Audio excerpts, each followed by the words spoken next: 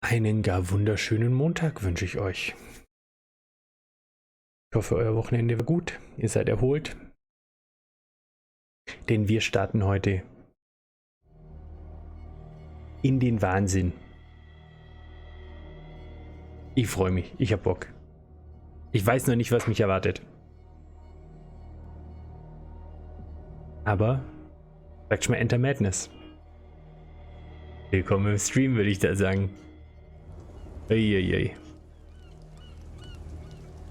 Ja, das ist okay.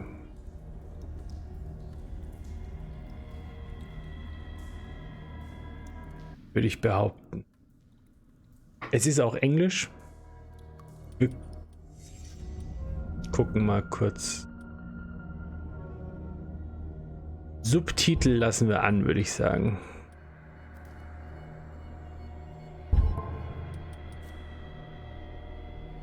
Ja, komm. Dann rein damit. Chapter 1, Pierce Investigations Agency, Boston. Edward Pierce, a veteran of the First World War, drowns his memories in liquor and sleeping pills. He's now a private detective who has trouble finding a case able to lift him from his torpor. Pierce must find a new case quickly or risk losing his license. Kann seine Lizenz als Privatdetektiv verlieren, wenn man keine Jobs hat?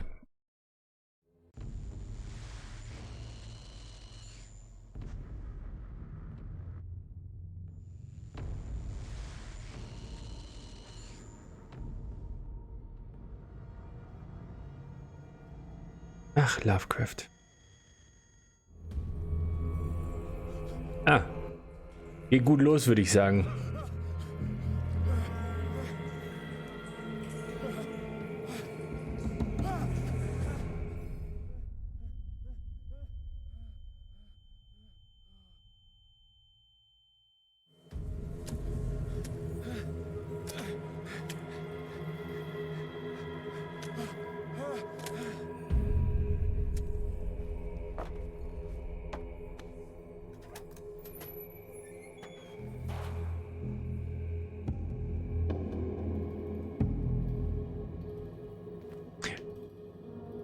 Während ich das gerade hier so spiele, warum spiele ich das eigentlich?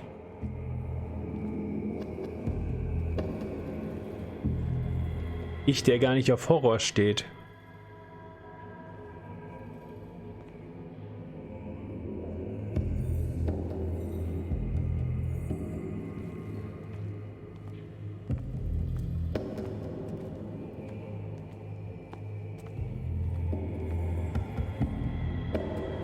Können wir nicht erstmal hier hin? Ja.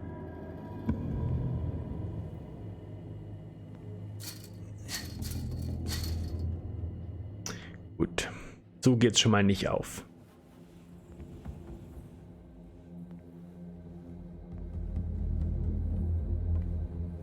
Ich vermute, diese Kette werden wir auch nicht mit bloßen Händen aufkriegen.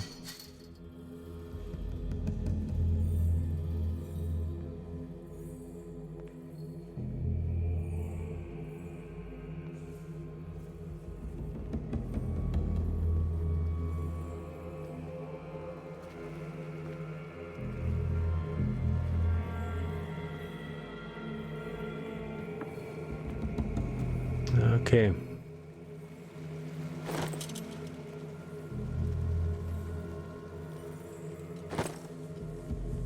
Ein Bolt Cutter.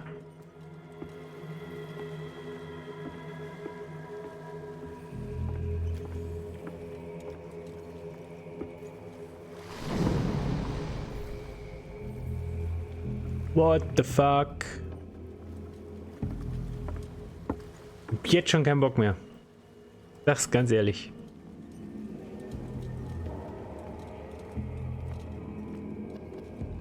Geh natürlich da lang. Der Weg hier wäre viel zu simpel.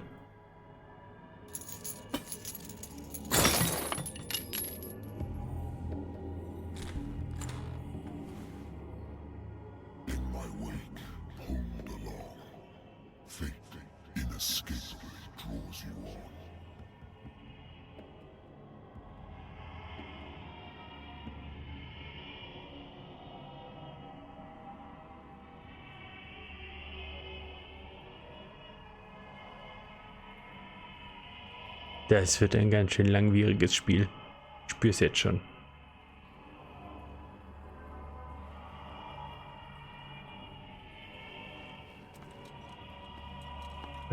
Ja.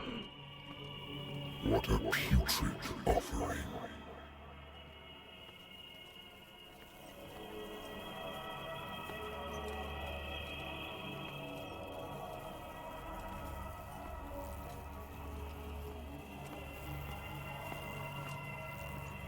Mann. Don't fight. You have been chosen.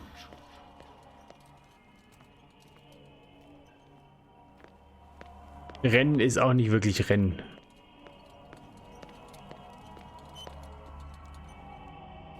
Behold. Everything has already been written.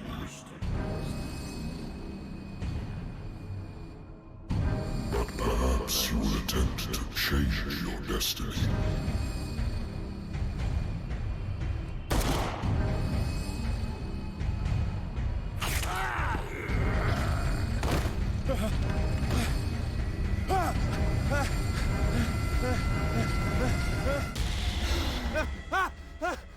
Ein Kackalbtraum. I hate whiskey. The Lost Battalion. Holding your position and obeying orders. That isn't courage. The Lost Battalion. Holding your position and obeying... I used to be an avid reader. The Wentworth Agency doesn't attract top-notch cases.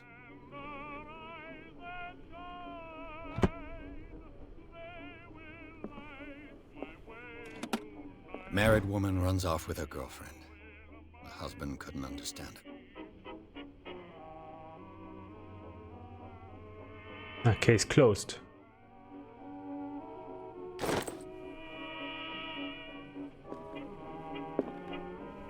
Natural sciences, linguistics, archaeology.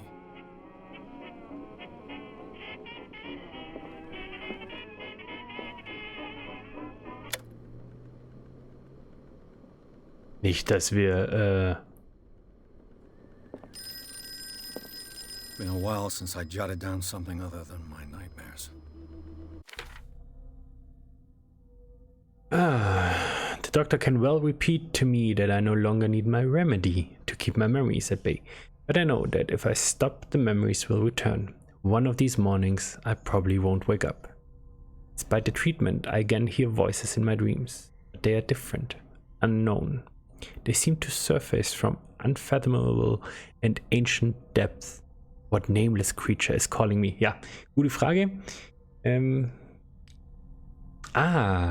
Oh, okay. Es ist tatsächlich rollenspielig. Aha.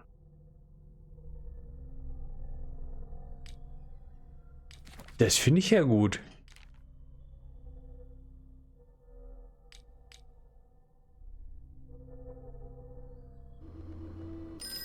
Ja, wir trinken erst noch was, bevor wir...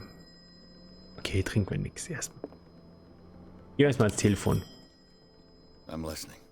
Are you Edward Pierce, private investigator contracted by the Wentworth Detective Agency? That's correct. Hello, Mr. Pierce. I'm Lucy Sherifield, in charge of investigators over at Wentworth. I'm calling because of a problem with your file. A fire has destroyed some of our documents. Is that right? I'm so very sorry, but I have to collect your personal information yet again. Ah, okay. Unsere persönlichen. So, was machen wir denn?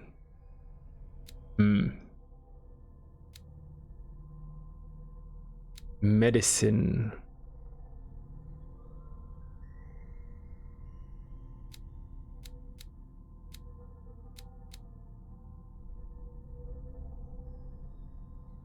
Das ist jetzt so eine Sache. Eloquenz wäre natürlich gar nicht so dumm, weil Reden ist immer gut. Ah, komm, wir machen. Ah, okay, das steigt immer nur ein bisschen.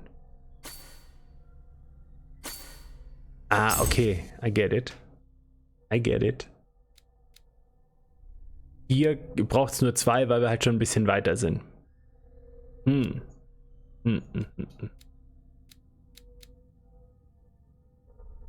Dann nehmen wir doch noch dorthin. Und Okkultismus. Werden wir in dem Spiel wohl nicht brauchen.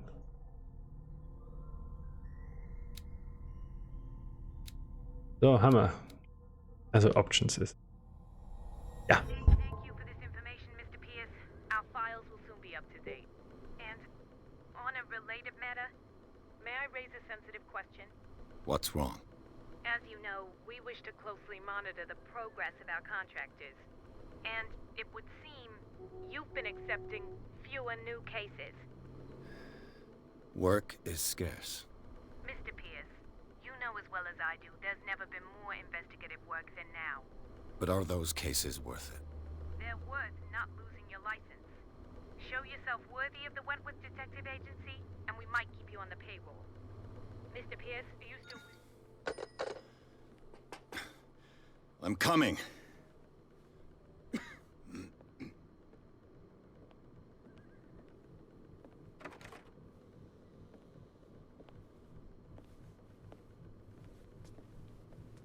Sir, I came here on the advice of a person whom I hold in high esteem, and I must say that I expected anything but a drunkard's lair.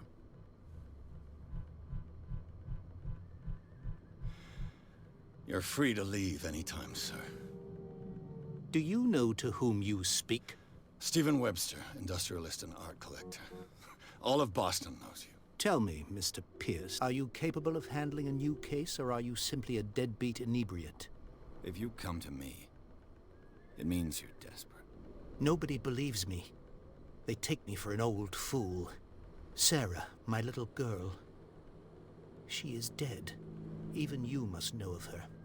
She was Sarah Hawkins. The painter? Yes. Everyone knows her work. The police accuse her of killing her family. They all died in a fire. Sarah, her husband, and Simon, my grandson. I can't do anything for a woman who is already dead. Find out the truth. They say she was mad, but I know that's a lie. She would never have done such a thing. But if you have no proof... I've brought all that I have. Look. I want you to look carefully at this painting. Tell me all the assumptions that come to Toll. mind.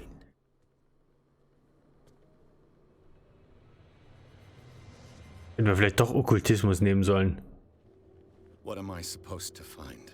Tell me if this is the work of madness. Or if, on the contrary, you manage to detect some logic, a rationality to follow so that I may understand it. Is that all you want from me? Yes, please. All right. I'll look at your picture. That's all you've got? The painting?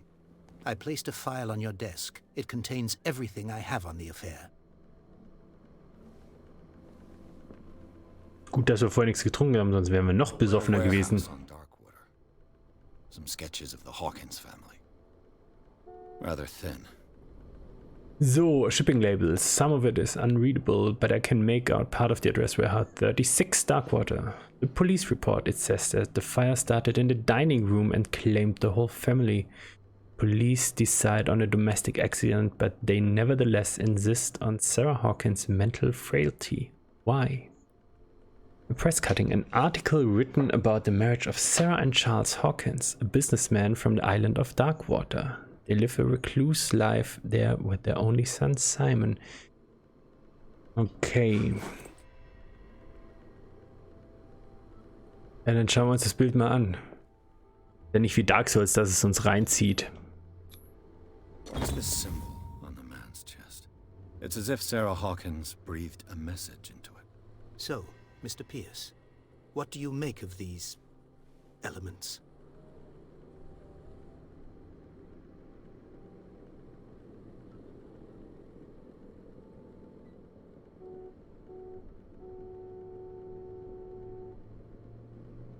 Okay. Unlocked answer. You shouldn't take this painting lightly. Das ist halt immer die Sache. Was kann ich da noch weitermachen oder?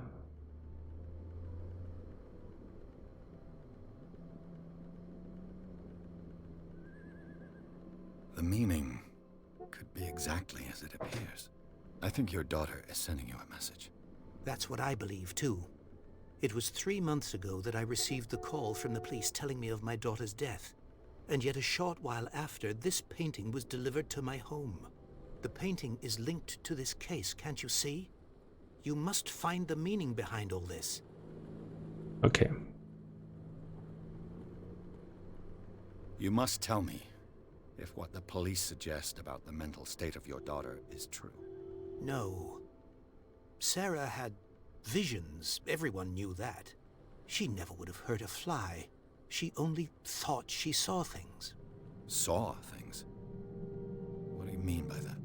I never knew what she meant by that. My daughter was an enigmatic figure, Mr. Pierce. You must find out the truth about her life and death. Also ich muss sagen, wenn es jetzt nicht nur ein Fall ist, sondern wenn es so ein bisschen L.A. Noir, mehrere Storys, dann könnte es echt ganz geil werden. Her husband was a big deal on the island. But the police are sticking to the accident theory. Though they mentioned Sarah's mental state was fragile. I believe you are right, sir. This case is not as simple as it appears. I am aware of that. I believe there is more to this case than just an accident. The sender's label mentions Warehouse 36. That's right. It came with Sarah's last painting. And you think your daughter could have been the sender? That is what you must find out. Go to Darkwater. Find Warehouse 36. Darkwater? Never heard of the place. Where is that? It's a small, remote island off the coast of Boston. Sarah lived there with her son and her husband. I suppose you want to ship me off there. Darkwater holds the secret regarding my daughter, Mr. Pierce. You must uncover it. Ja, dann. I think I'm beginning to understand. I'm willing to do anything for my daughter to recover her honor. Quiet down. I'm on your side. Let's sum things up. An artist dies with her family in a house fire. Your only clue is a sort of promontory painting sent from Darkwater right before her death. Correct. And the rumors about her supposed folly. Which you don't totally deny. Find that warehouse. Find out the truth regarding Sarah Hawkins' death. You'll be handsomely compensated. All right. I'll take the case. I'll go to Darkwater and look into the death of your daughter. Thank you, Mr. Pierce. I didn't expect any less coming from a man in your situation. Something's queer. But it's not like I have a choice. Darkwater. I think I've got a book on the North Atlantic. I'll no doubt find some information on this island in there. Darkwater is off the coast of Boston. But I've never heard of it. According to this book, it was often mentioned during whale hunting times at the end of the 19th century. But it seems to have been shunned since then.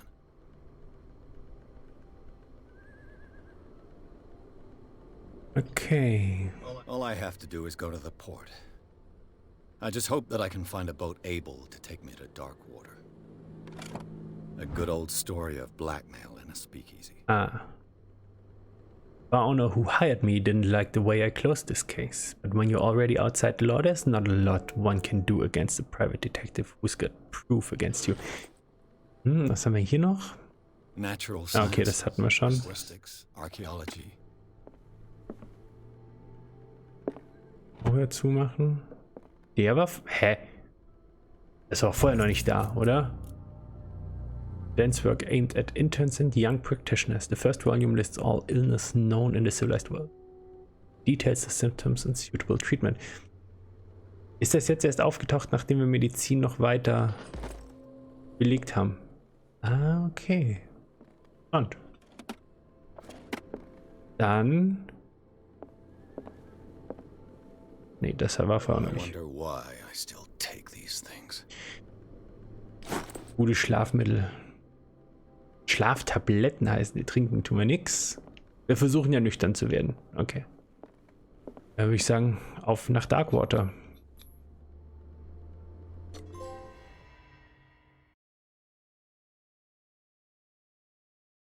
Ich muss sagen, mich saugt es jetzt schon so ein bisschen rein. Ich habe schon Bock.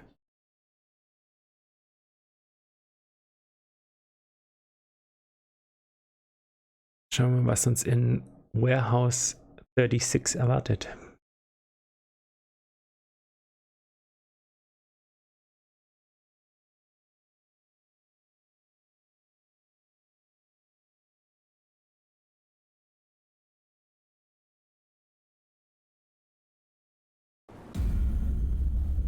Enter Madness klingt immer, als ob wir gleich... Okay. Wieder im Albtraum aufwachen.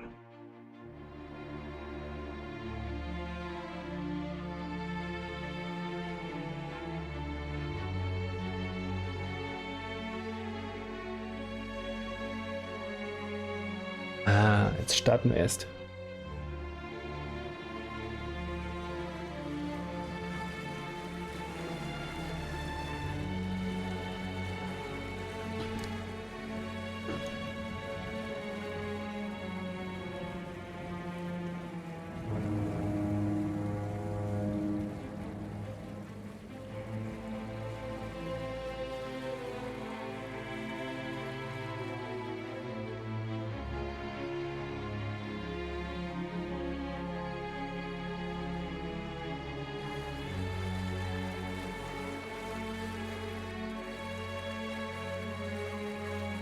We're almost there.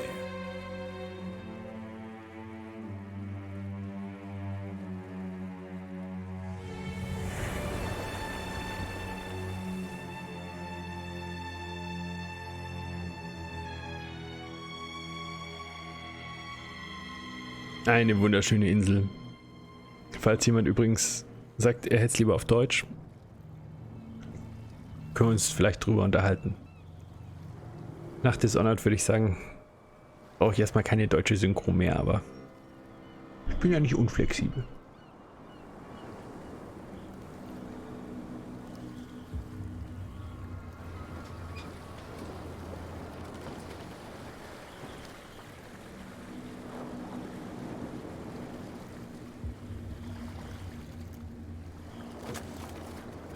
Ha, dann haben wir lässig die Kiste There's guys coming to unload. gehoben.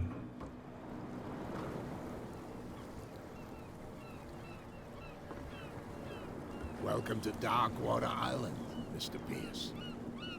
Why, thank you, Captain Fitzroy. So, what wind brought you? Does the Hawkins case mean anything to you?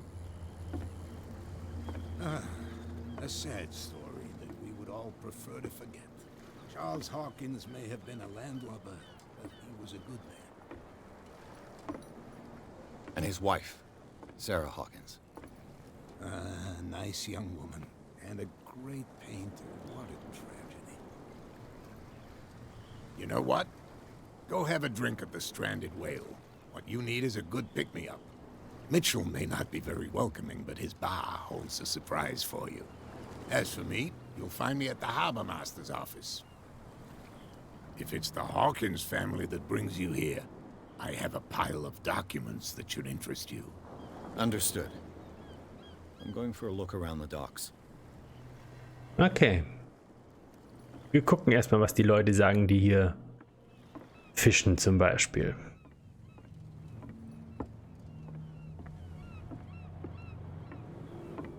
Offensichtlich nichts. Ja, dann schauen wir uns doch mal den gestrandeten Wal hier an. Let the police do their work. Hey, Sullivan. Ah, das ist ein Hai. Can't you go any faster? You've seen how old this thing is. If we force it too much, we'll break everything. Oh, können wir Medizin The nutzen? blood is just beginning to coagulate. It died a short time ago. Killer whales have few predators. And there are no sharks in these waters. What creature could possibly have done this? You can't understand. You're not sailors. The same goes for you, sir. Move along.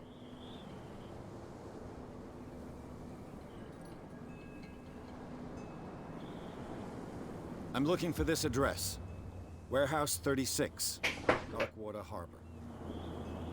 Ah. And so who are you? I didn't introduce myself. Edward Pierce, private detective.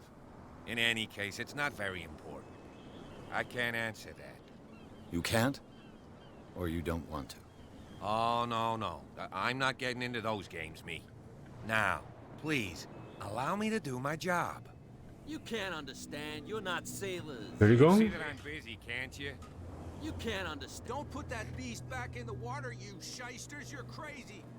Okay. They can't understand. Offensichtlich dürfen wir mit manchen Leuten nur einmal reden. Hey, you'll get us into trouble. You're already in trouble. There's nothing for you here either. Can we sort Beat this it. out? You can see he's half drunk. Okay. There's nothing to sort out. Ja, dann gehen wir doch erstmal in die Bar. In die Bar. Prohibition is just a joke around here. That suits me fine. Oh. Okay, die sieht nur so aus, als ob nehmen könnte.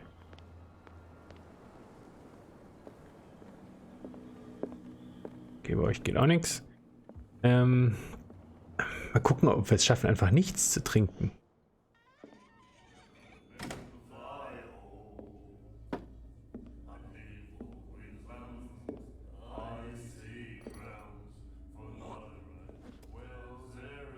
Entschuldigung.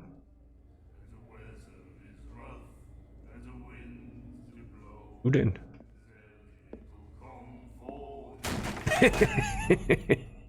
Hey, be careful. Nicht schlecht. Mag ich jetzt schon.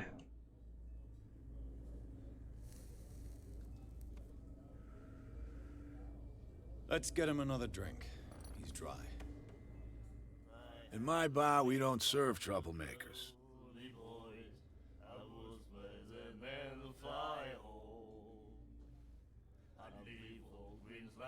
Ja, wir sind doch sowas von eloquent. Können wir das jetzt nochmal nachgucken, wo das... Nee. Yet you served this man, and you can't say he's been on his best behavior. He's a regular. It was you who provoked him by turning up with your mainland manner. You mistake my manner. I ask nothing more than to become a regular as well, which will be difficult if you refuse to serve me. I hope you're less talkative when you're drunk. Try me. We'll see.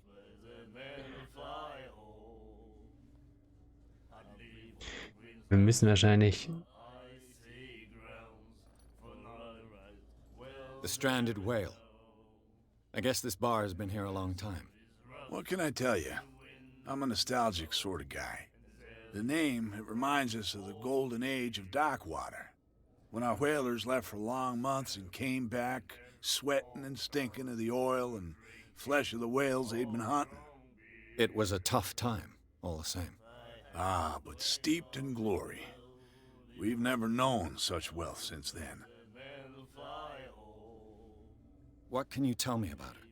We all knew she was famous on the mainland for her paintings. Never understood why. Then, I don't want to speak ill of the dead.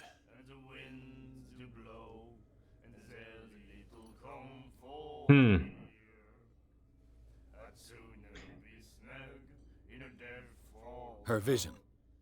Was it so terrible? Way I see it, the truth is really a question of point of view. What do you mean by that? Do you still trust the truth after a bottle of whiskey?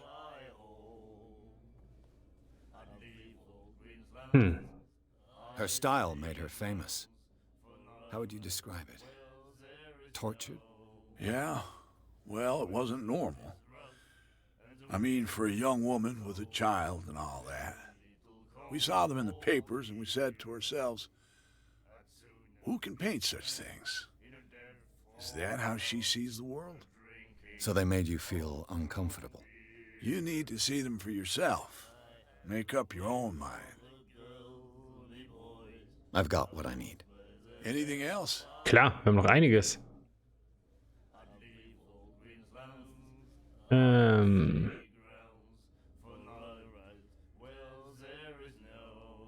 Okay, das war das. Do you know where this place is? Warehouse 36, Darkwater Harbor. The Hawkins warehouse. I see, yeah. If I were you, I wouldn't hang around there. Why not? First off, there are rumors. Sailors from around here say you can hear noises coming from the warehouse at night. Screams, that sort of thing. Screams? And that's not all. There's the fate of its owners and all the superstitions that go with it. But I'll say no more. Anything else? Wir haben bestimmt noch einiges. I didn't expect to find alcohol on this island. What's the source of this miracle? You mean who? Our source of supply wouldn't like me to betray them to the first comer. I'll tell nobody. She'd know it anyway. She. Anything else? That'll be all for now. Ich habe eine Vermutung, wer She ist. So, wer bist du? Nightmares. Can hear things and voices whispering. Will follow its reader and appear at various locations, gifted with its own consciousness, until it finds a new reader. Necronomicon. The miraculous catch. Apparently, the most significant event of the last 80 years. Scylla returns to port to save Darkwater from famine. We had given up hope. The crew of the Scylla, or what remains of it, returned to Darkwater port late on Tuesday afternoon. The locals immediately rushed to the docks to welcome the last whaling ship on the island. People were amazed at the sight of the unbelievable catch the brave vessel had on board. A size that went beyond that of the formidable toothed whales. The Cetacean that is already being called the miraculous catch covered the whole deck, and parts of it were hanging over the side of the ship.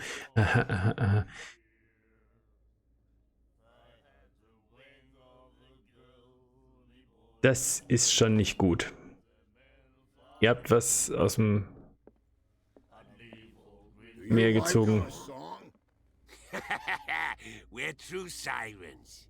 We may not be pros, but we give it all we've got. That's true. It's a reminder of the time when we were still fishing for whales off Darkwater Island. I've never heard this song before. Only people from here know it. It tells the story of the miraculous catch. I saw the newspaper clipping. You don't believe it, do you? Watch what you say, young man. That catch saved our island. Ah. Where's the proof? We're the proof. Without it, the whole of Darkwater would have died of hunger in 1847. It's true. Everything happened just as it says in the newspaper report. Our grandparents tasted its flesh. And it was delicious. What brought whaling to an end? The whales, of course. They all disappeared.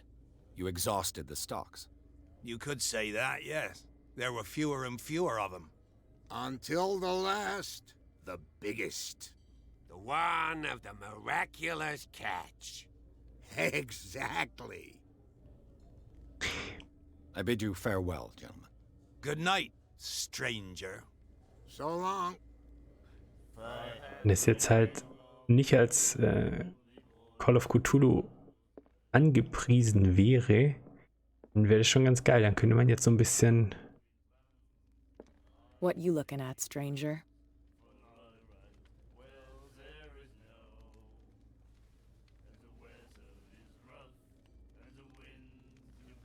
The clientele is predominantly male.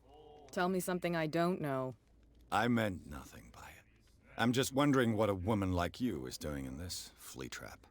And I'm wondering what could be going through the head of the chump who goes to disturb her. Let me drink, stranger. I told you to beat it. Willst du nicht mehr mit mir reden?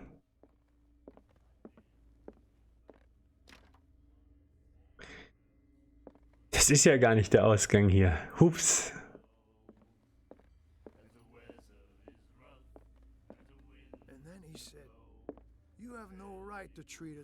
Aha, ein Asylum haben wir hier auch noch.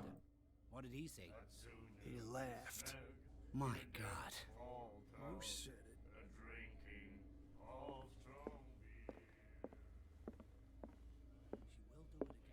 Charles Hawkins was a heavy drinker. And a debtor. Interesting.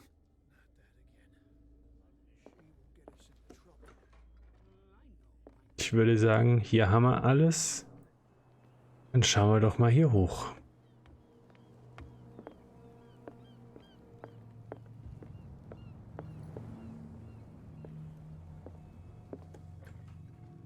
Aha! Komme ich nicht zur Haupttür rein. I wonder what Captain Fitzroy has got to say about this woman, Cat. Cannot afford to provoke us. Ist immer gut, erstmal alles anzugucken, gell? Merk schon. Fishing equipment. Could do with some rust remover. A souvenir from a more prosperous era. I guess this blackboard hasn't been wiped for more than 70 years. The Scylla. Ah. It finished up beached at the entrance to the harbor. Erstmal sein Haus durchsuchen. Ah. Mehr medizinische Bücher.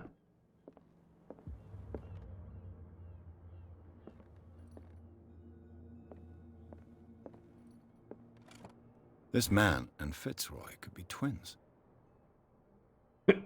I am the law. Ich grüße dich, Twin. Ich bin Privatdetektiv, ich darf offensichtlich alles.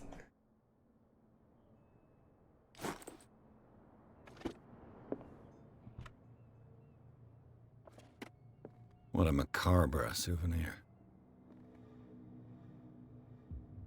Wie geht's dir?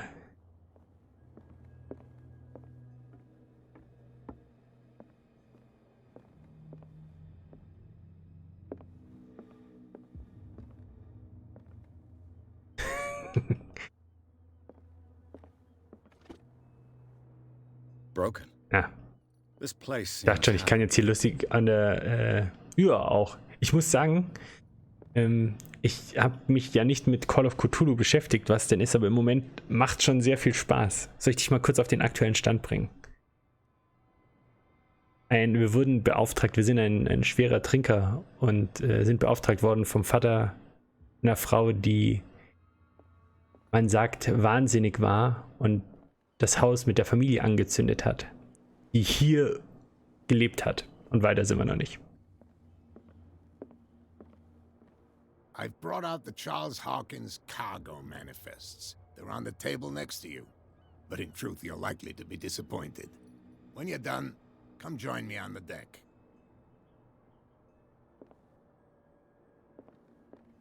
These manifests are signed by Charles Hawkins. But that's all I'll get from them.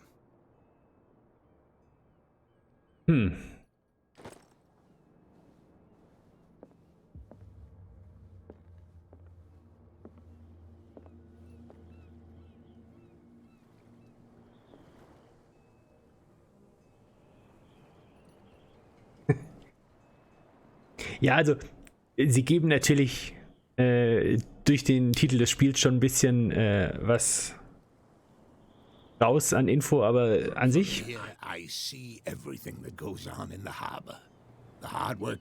scheint es ganz gut zu sein. Even the antics of these wharf rats don't escape me. It's you who lays down the law around here. Oh, I wouldn't go that far. I'm just the last serving captain on Darkwater. Tell me what I can do to help you.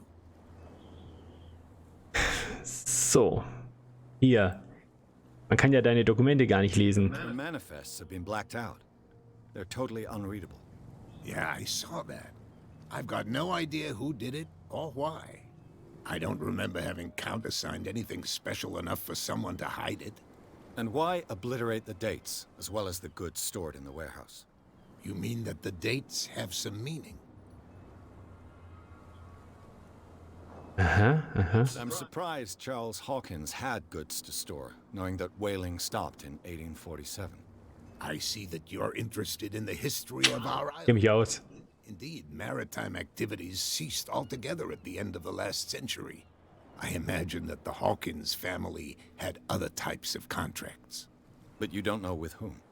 No, it was none of my business.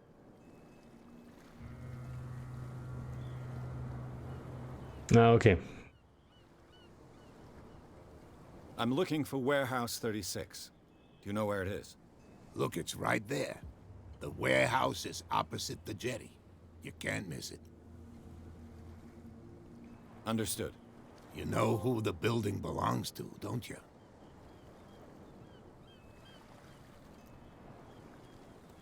Wir lügen natürlich nicht.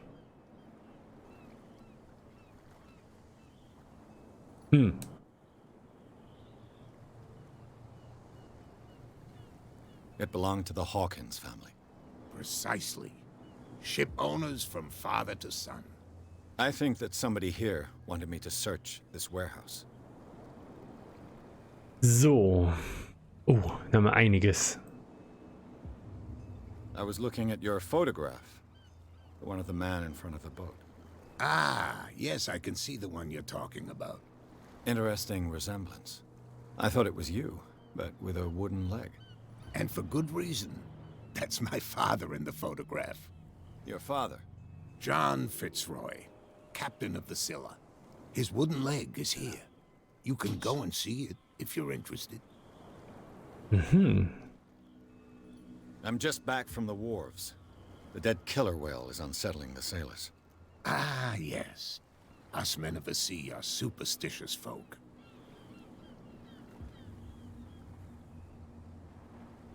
I examined its wounds. I know of no creature able to cause them. And I took you for a detective. Believe me when I say that these wounds are significant. Come, come.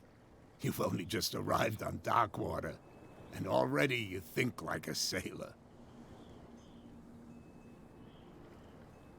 The police took the decision to put the killer whale back into the sea. You've got to understand them. They didn't know what to do with it. I think that was a mistake. Who says that whatever caused those wounds is no longer in these waters? You think we should have kept it? To look into the real cause of its death, at least. Aber wenn man zurücktut, kann ja das, was die Wunden verursacht hat, es auch fertig fressen. Dann ist es nicht sauer. The miraculous catch. Is it a local legend? Not at all.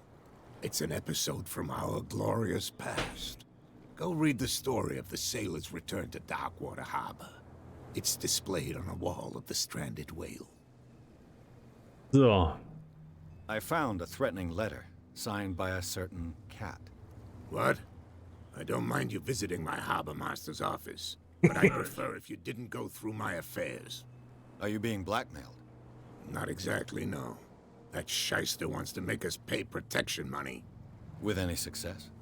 I wouldn't say that, but she terrifies my men as much as her own.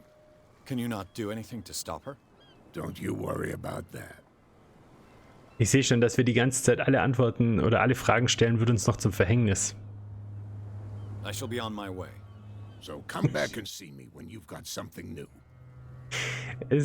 Also, ich habe mir tatsächlich, weil es ja ein sehr storylastiges Spiel ist, habe ich kurz überlegt, ob ich es auf Deutsch umstelle, für wer auch immer irgendwann vielleicht mal zuschaut. Und dann dachte ich mir,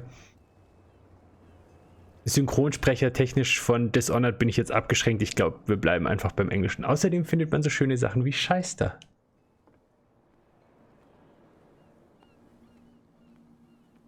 So, dann können wir jetzt hier lang, ne?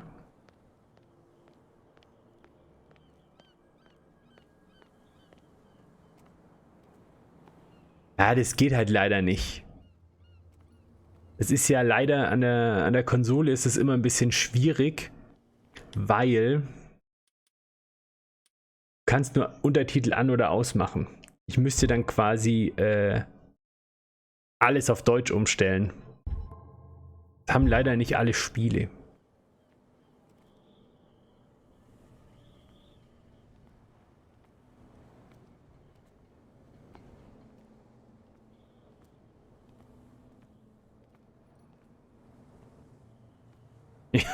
Da hast recht. Whale vertebra.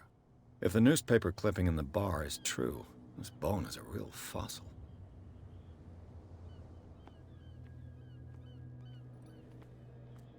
Aha. Ratchet Device.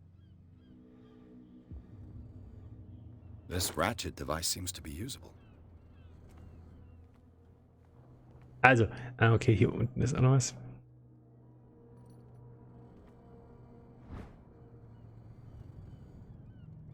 A handle. It must come from these old winches. Okay. Das heißt, theoretisch, wenn wir hier hoch können, irgendwo, vielleicht, dann können wir da, aber wie kommen wir hier hoch? It looks like there's a way in under this grate. Ja, und wir haben auch alles, wir müssen nur da hoch.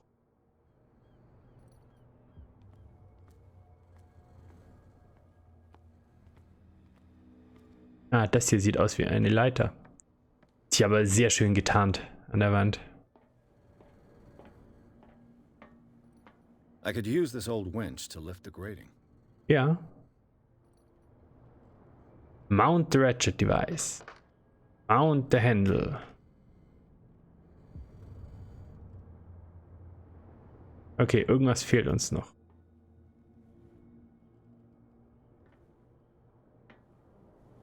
Aber was? Hä?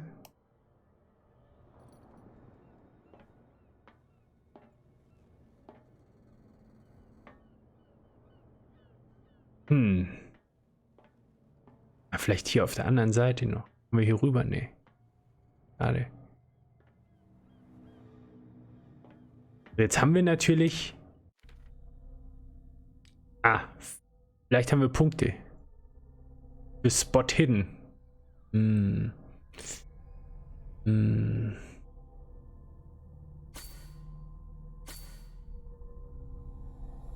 Also. Wollen es ja auch noch validieren. Vielleicht bringt uns das ja was, um das letzte Stück noch zu finden.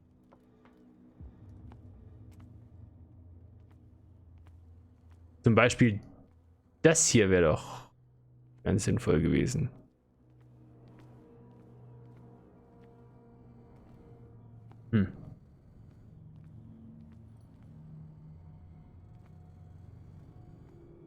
Das kann ich nicht akzeptieren, dass wir das jetzt hier nicht finden.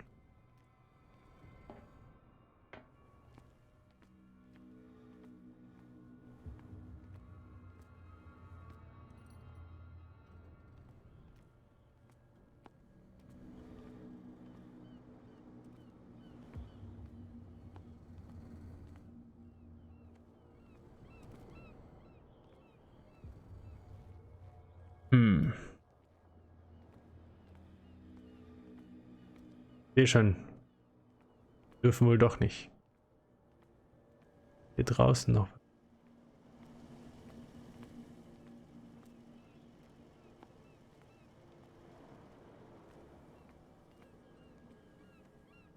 Wer bist du? Aha. You saw what happened with those sailors. Don't hang around here unless you want trouble with the bootleggers.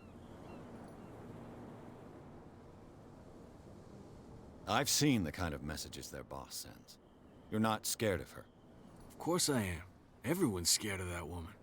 She's not interested in small fry like me. You, on the other hand, nose around too much, you'll have dealings with her. This warehouse looks abandoned. Why does it interest them so much? No doubt a question of territory, but I ain't asking. You want to know more, go ask the captain. Good. Thank you. I shall take my leave. I shall take my leave. Irgendwo ist halt die Sache. Ist es einfach so, dass wir es dann auch nicht finden können? Weil wir den Skill noch nicht hoch genug haben?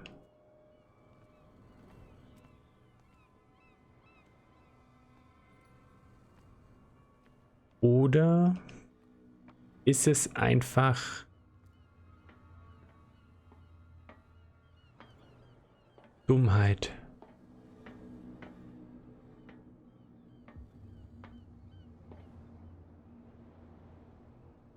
Es fehlt ein größeres Zahnrad, so wie das, was hier unten liegt, was ich aber nicht hochheben kann.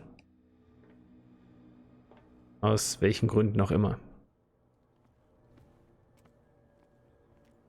Frage ist, kommen wir halt hier nachher nochmal zurück?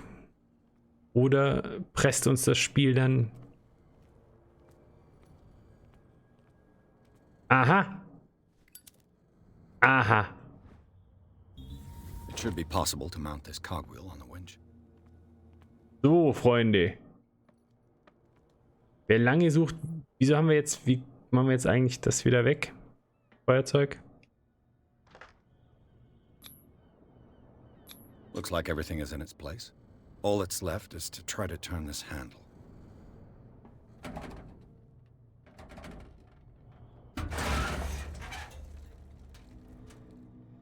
Damn, I broke it.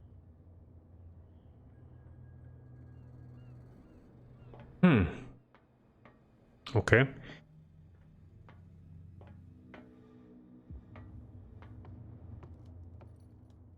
Offensichtlich war's das. Das war die Lüge. Naja, gut. Well, well. A little mouse has got lost on our turf. You're not only inquisitive, you're also stupid. What gave you the crazy idea to come onto my turf? Also, ich sag mal so, am Anfang hatten wir schon einen Albtraum in Höhlen mit toten Fischen und Innereien. Da habe ich mich gefragt, warum mache ich das hier eigentlich?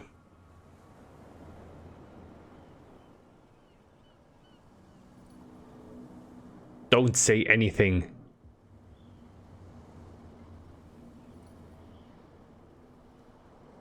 Ja. Has the cat got your tongue? You've come for a fight. What I've got to say won't change a thing. You're a quick learner. I decide who comes in and who stays out. And anyone who doesn't respect my rules, I punish them. Is your name Cat? What of it? Maybe we can come to an Stimmt. understanding. Maybe. Or maybe not.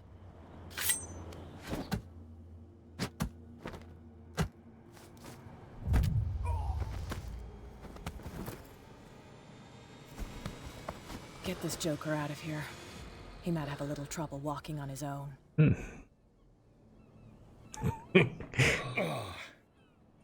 I'm getting careless. I didn't see that coming. Ja. If I want to get into this warehouse, I'm going to have to deal with her. Also, haben sie uns an der Polizei vorbeigetragen und das ist niemandem aufgefallen. Das ist eine schöne Stadt hier.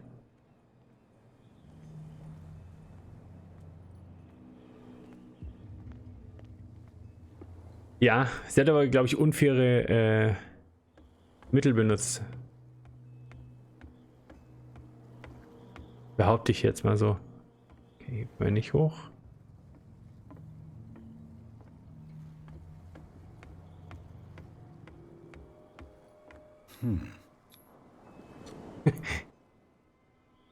Investigation. Ich dachte schon, er guckt jetzt einfach durchs Schlüsselloch. Damnation, I broke it.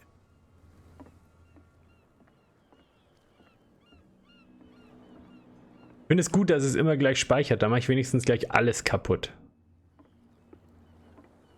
Und auch das ist jetzt nicht gerade die... Als wäre es ein Song, gell?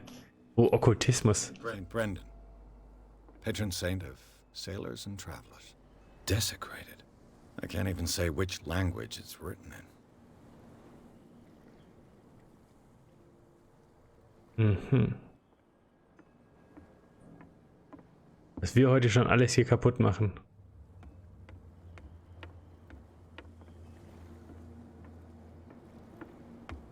Ja, dann.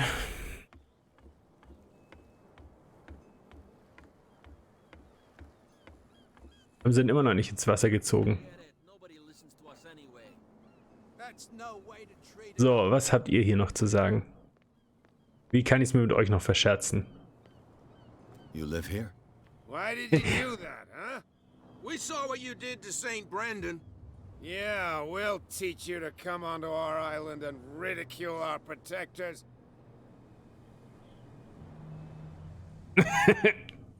How can I be the one who defaced your saint?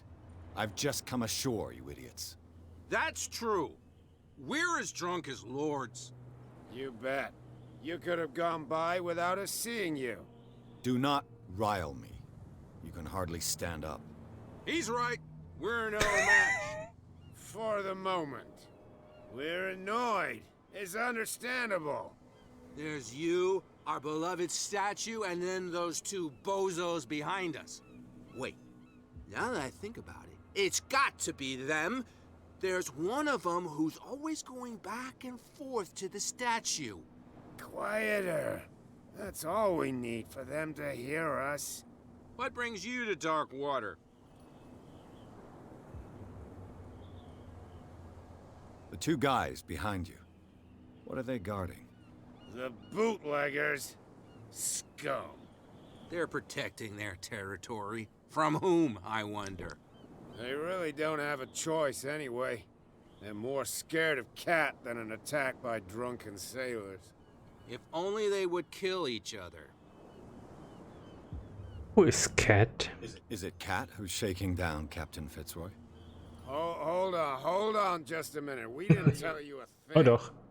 Nothing at all. So. That statue represents your local saint. What do you mean by local, exactly? You wouldn't be looking down at us, like all townspeople do. St. Brendan. He protected whalers and fishermen like us. Until those assholes defaced him. Peculiar house. Yeah, that's where we live. Our boat. It's not because it doesn't float anymore that we're going to abandon it. Isn't it a bit early for alcohol? Sagt der Richtige. We've got nothing better to do anyway. There's not much work around here. Fitzroy gives us a few chores every now and again, but since the whaling station shut down, ain't a lot of jobs left around here. So we drink. I've taken enough of your time. We'll see you later. Mir ist auch vorher aufgefallen, nachdem wir auch Dishonored spielen, mit sehr vielen Wahlen, bietet sich das hier ja total an. No, if it gets out, I'll have serious problems with you-know-who. I bet that you hid them somewhere in your hut on the docks. Not even, and don't go looking there. How could you be dumb enough to leave the entrance to the warehouses unguarded? Keep your voice down. Why not go and shout at the cat while you're at it? I don't want to end up with her little knife under my throat. It's a stiletto, you idiot. And with that smell on your breath, I don't give you much chance anyway. Es ist ganz am Anfang, wenn es losgeht und du quasi zur Kaiserin fährst, bringen sie quasi gerade einen toten Wal auf einem Schiff an. Aber ich glaube, das ist das einzige Mal, dass du einen siehst. No idea. You better keep it shut. What's with you wandering around here like a hungry dog? We saw you talking to the two soaks. Go die of thirst, the lot of you. It'll stink less. Aha.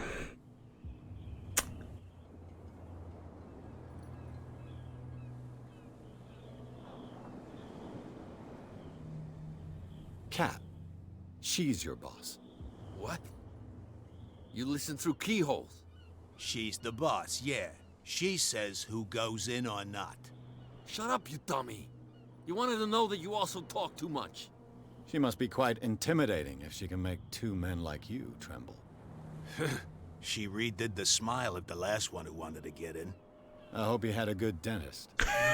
No, you don't understand. She really cut him a new smile. But he only smiles with the left cheek.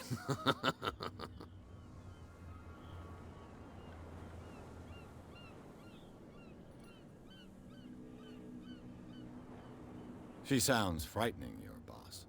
And she doesn't like to be talked about behind her back. I went to see the statue of St. Brendan. What makes you think we did it? We're bootleggers, not savages. Who do you think defaced the statue? What do I know? They could have done it by themselves. The sailors? Who else, in your opinion? And who's interested? Wir. So, who are you? Are you stupid or are you doing it on purpose? Everybody knows us on Darkwater. I've just arrived. Let's just say we're standing guard for the owner of the site. And we let no one enter her property. Okay. I've got to enter the Hawkins warehouse. I guess it's gonna be complicated. No, it's very simple, in fact. Fuck off. I don't give a damn about your racket. I just want to get into this warehouse. And we don't give a damn about you. Whatever your reason for wanting inside, there's nothing we can do for you. Ja, dann sagen wir doch, dass Cat uns schickt, oder? I've got to get inside. It's your boss who sent me. Oh, yeah? And why didn't she say anything to us? She sent me to see who's filching her stock. I don't know what you're talking about. You got no proof to back up your claims, and I'd advise you against snitching. If I can't get rid of those two, I'll have to look for another way. Ja, wir überzeugen jetzt die anderen beiden hier, dass sie's waren und hoffen dann, dass das dazu führt, dass die sich prügeln. Ah. Who are these others so interested in the warehouse? And why would I tell you?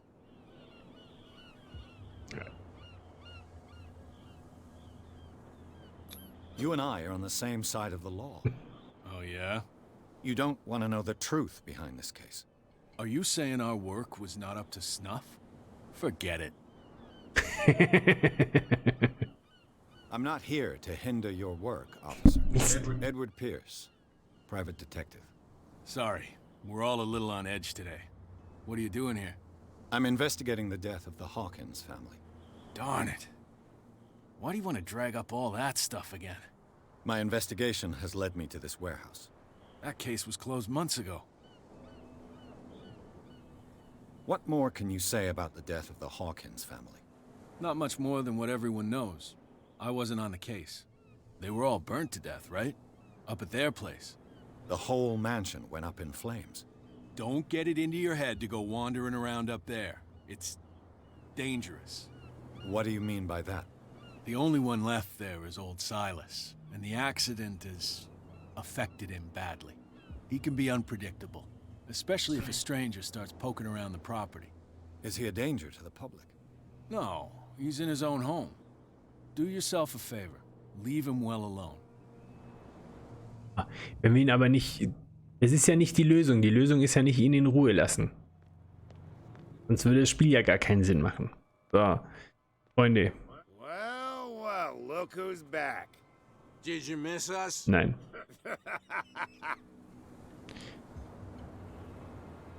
I have an offer that could interest you. We're listening. I need you to keep them busy for a while. You send us to take the punishment while you go quietly about your business. What's in it for us? What would convince you to help me? There's only one thing that'll get us to move. Alkohol. For sure. Bring us something to drink and we'll take care of the bootleggers. I'll be back. I'll Take be your back. time. We're going nowhere. So, dann gehen wir doch mal in den Pub. Eine Schrotflinte haben wir im Moment nicht, aber vielleicht ist ja eine Alkohol genauso effektiv. You again. What can I get you? Let's say I want to buy a bottle from you. Choice is yours. Everything's on sale. How much for a bottle of whiskey? $5. I guess I'm not desperate. I'm not judging you. Das ist ja in Ordnung, weil ich weiß ja nicht, wie viel Geld ich habe. Von daher kann ich für $5 schon mal den Whisky mitnehmen.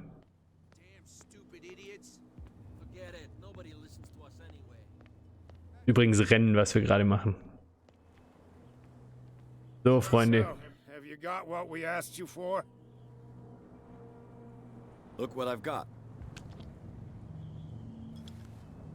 You're a good guy, you.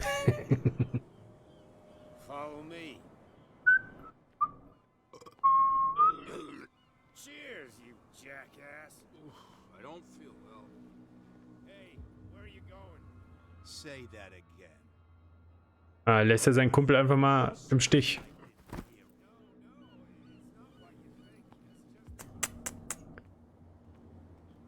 Naja, du musst ja mal denken, 1900 irgendwas, da ist $5 schon gar nicht so wenig. Also, ich habe gedacht, der ist ganz schön teuer.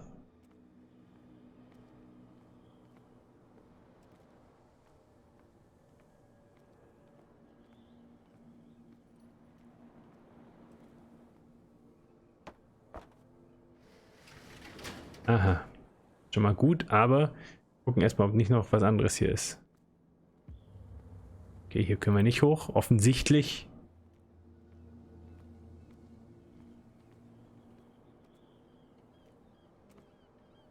Ja dann.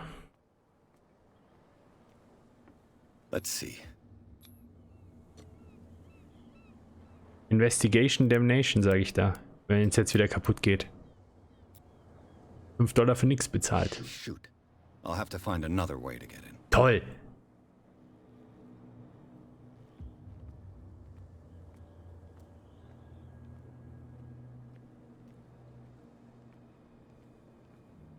Ich würde ja den hier nehmen, aber kommen wir offensichtlich nicht hoch.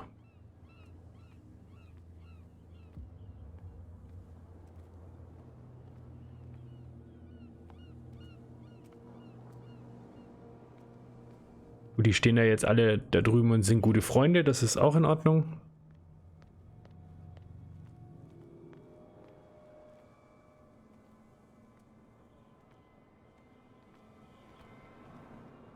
Ich kann da jetzt nicht. It's no use. The padlock won't give. Wir können nirgends hoch. Das hier nicht bewegen. Find help to get you into the warehouse.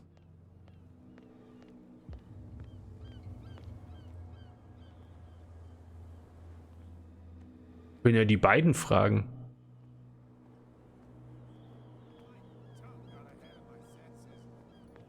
Schauen wir mal, was der Polizist.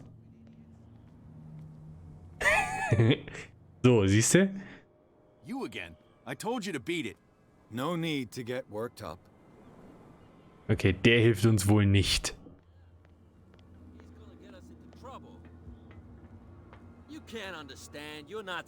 You didn't tell me that the warehouse I was looking for was right in front of us. Because its owner is dead. And I don't want to see you hanging around it. Now please, leave us to our work. Ist das der hier vielleicht von Cat ein kleines Lächeln ins Gesicht geschnitten gekriegt hat?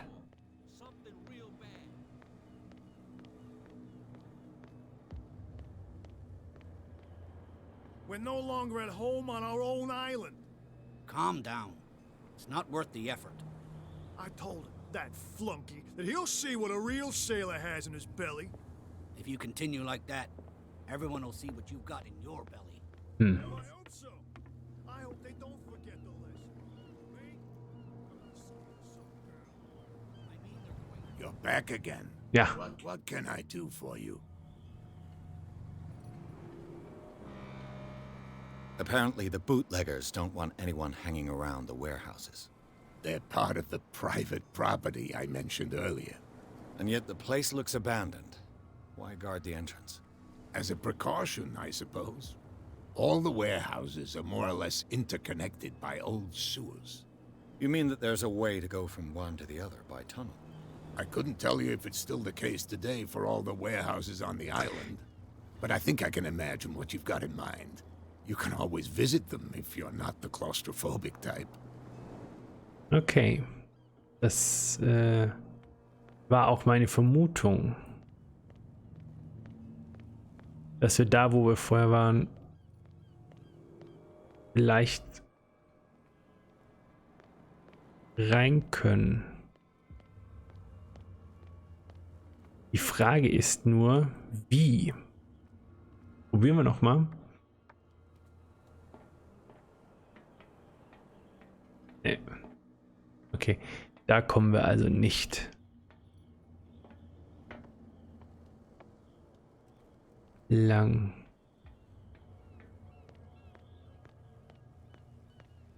So, kann er uns vielleicht noch helfen? You saw what happened with those sailors. Nee. Don't hang around here unless you want trouble with the bootleggers. It's a little late. I've already met Cap. Well, at least you're still here to talk about it. She must like you. Something like that.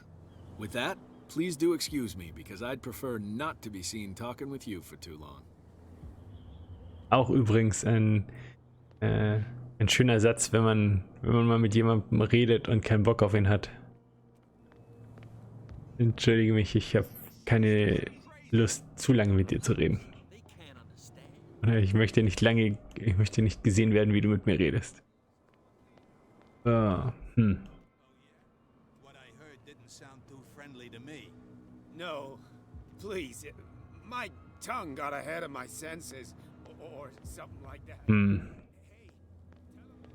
Hier ist nix, würde ich jetzt behaupten.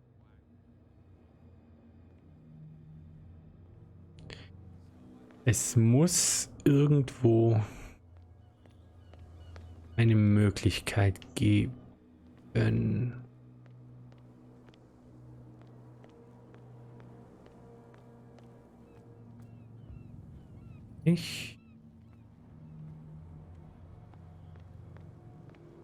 Hier, da ist zum Beispiel was, wo wir hin müssten. Könnten.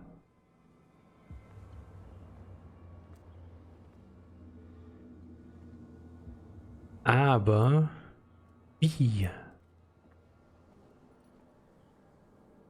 It's no use. The padlock won't give.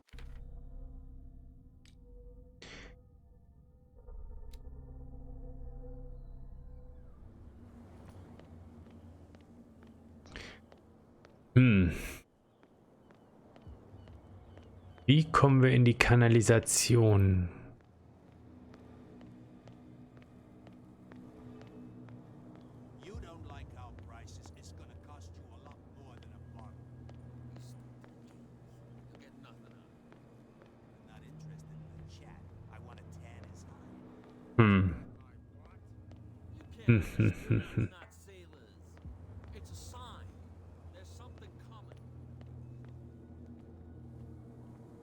Was könnten wir... Ah, da schau her. Another break?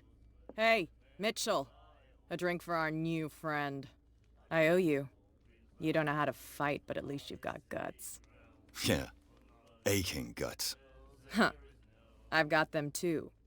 But you don't hear me whining like a pooch who's lost its leash. You didn't back down. Something that I respect. So understand by that, if I catch you again, you'll carry a more permanent reminder of our encounter. Tell me, what brings you to Darkwater? I'm investigating the deaths. Wir sind total ehrlich. It's very nice of you to tell me the truth so openly, but it's also really stupid of you. You really don't seem to know the area. Let me give you a little advice. If you want to survive more than a day in this rat hole, avoid talking about them to the first people you meet.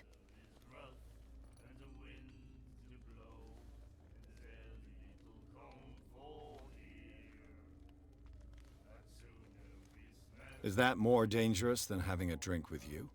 I'm not kidding. The old families, they were here long before us, and they'll be here long after we are gone. The old families? The descendants of the first whalers. These people truly worship their ancestors. I've got a few questions about the island. I'm not here to give you information. Mitchell will tell you what he wants to tell you. Okay, dann.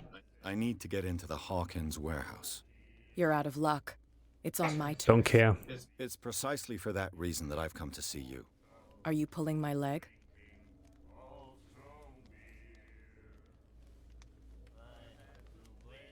Think it over. I've seen what you're capable of. And you didn't miss me. I accept the compliment. Well, I see you're serious. To be honest, as long as it doesn't interfere with my business, I don't care. But I'll go with you, to make sure you don't stick your nose into things that don't concern you. Sounds honest to me. I'm not finished. If I do that for you, if I let you onto our turf to conduct your little affairs, you'll be indebted to me, and I guarantee that I always collect on what I'm owed. Think about it. I help you, you'll owe me a favor in return. Do you accept? Ja, wir haben ja wenig Auswahlmöglichkeiten im Moment. Do I have a choice? Oh, we always have one, Detective. Hätten wir uns die $5 auch sparen können. Nobody questions your authority here. I was given to believe that Fitzroy stood up to you. That dope tried to save face in front of his sailors. They revere their brave captain as they do their old statues. But sooner or later, all statues get buried in bird shit. Kannst du nicht schneller laufen? And the police? They do nothing to stop you? The local cops? The cops drink like everyone else, sweetheart. They know where their interests lie. Ja. Apart from that pig-headed Bradley, I don't know whether to admire his stubbornness or to have pity on him. Don't put that beast back in the water, you shysters. You're crazy. They're cops. They Haben wir jetzt schön alles falsch gemacht, um hier reinzukommen. Geld ausgegeben, die Leute angelogen und dann trotzdem noch ihr jetzt einen Gefallen schulden.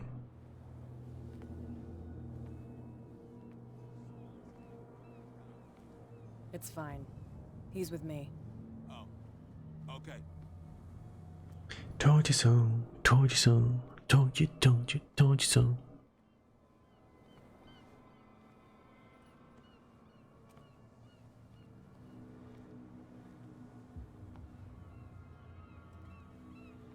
Ah, gesprächig ist er auch nicht, ne?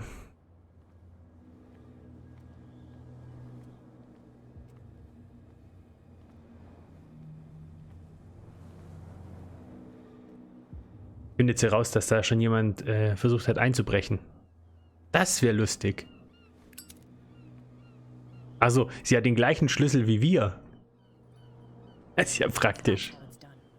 Do I still need to hold your hand? Or do you think you'll get by on your own now? Don't overdo it. Good. In that case, I'll leave you.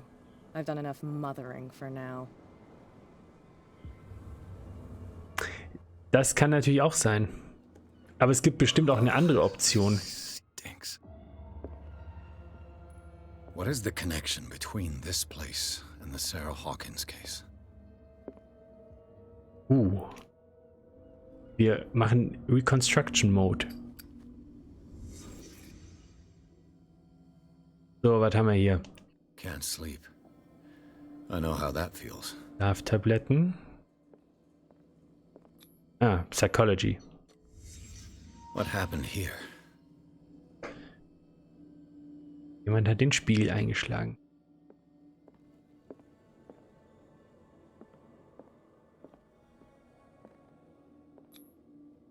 Someone treasures this crumpled picture to the point of sleeping with it.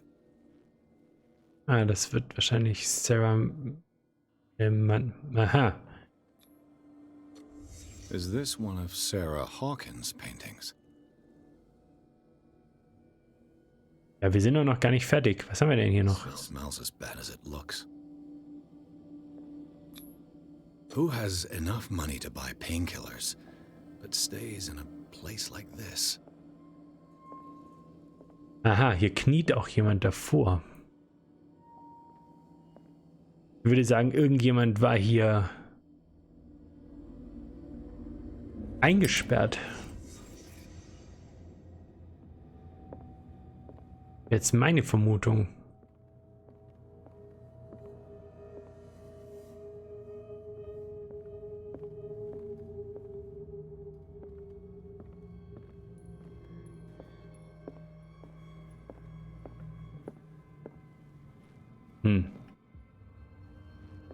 Was ist das? Dafür sind wir jetzt hierher. Dafür schulden wir jetzt einen Gefallen. Nun gut.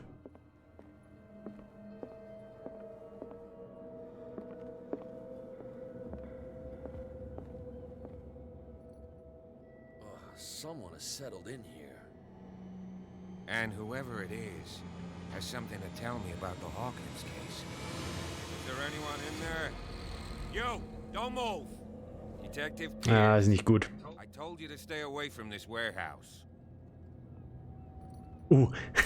Den Police Officer bedrohen.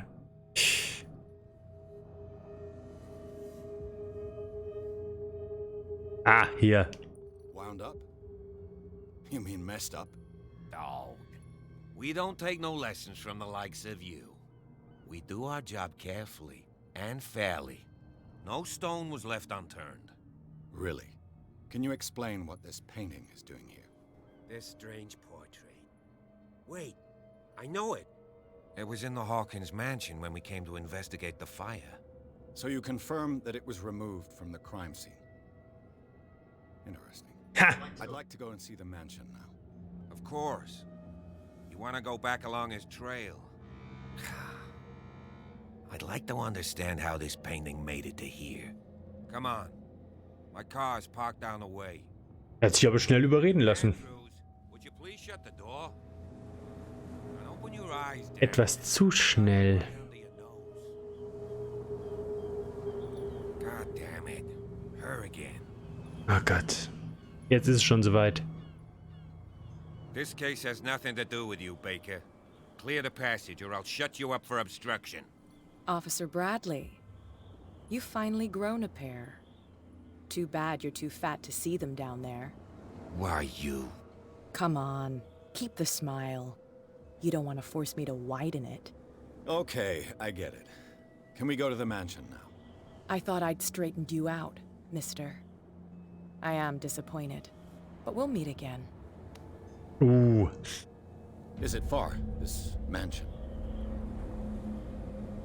Wir haben uns keine Freunde gemacht gerade. At the top of the ridge. You see the building? That's the Hawkins mansion. Come on, we got some driving to do.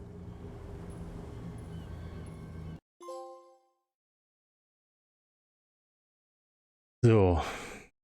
Ich finde, wir haben alles richtig gemacht. Dinge zerstört.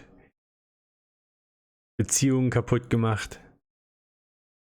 Feinde geschaffen. Durchaus ein sehr schöner Start für die Neuankunft auf der Insel.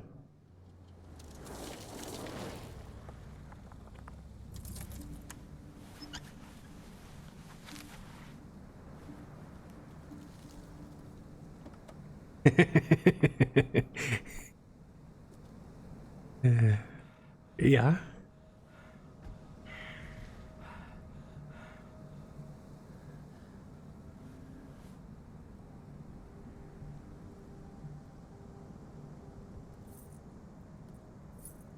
Klar hat er einen Schlüssel.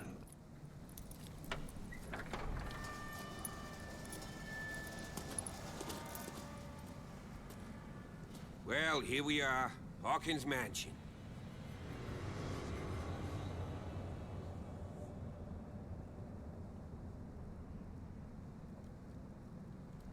The place has been abandoned since the fire.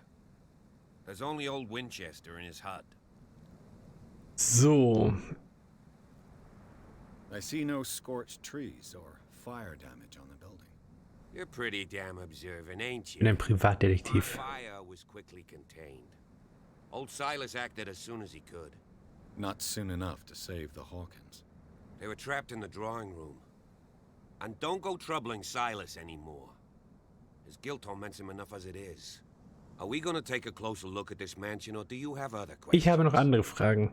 Zum Beispiel, es ist sehr, sehr seltsam, dass die im Raum verbrennen, aber sonst nichts. Also.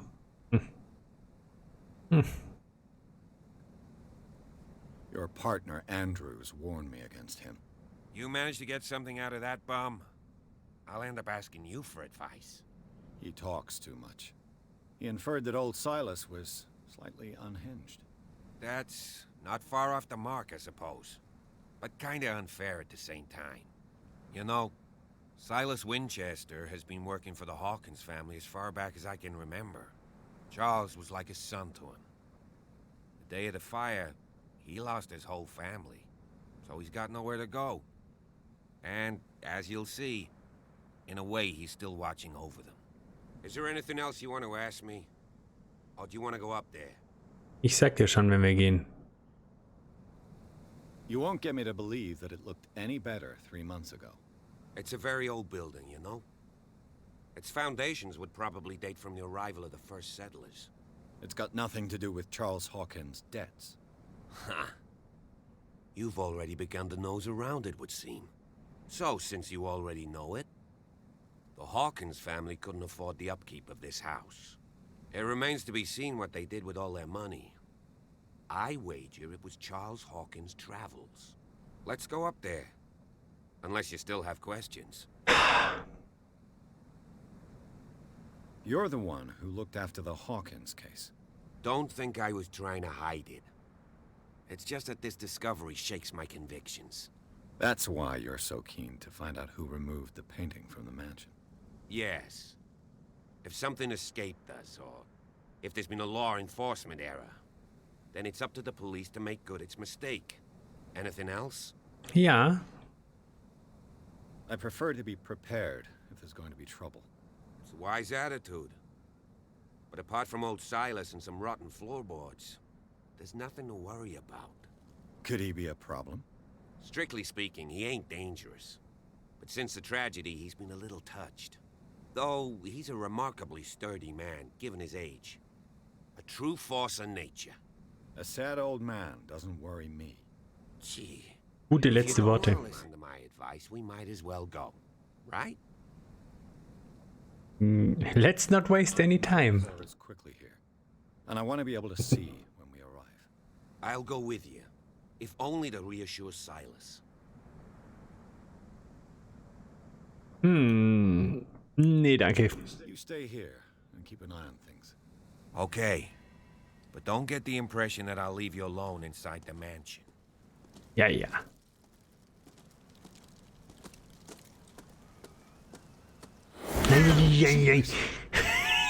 Those prophetic raven.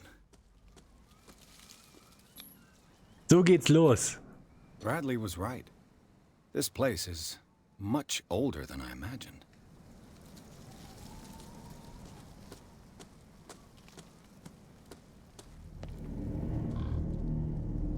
Hatte ich vor lauter,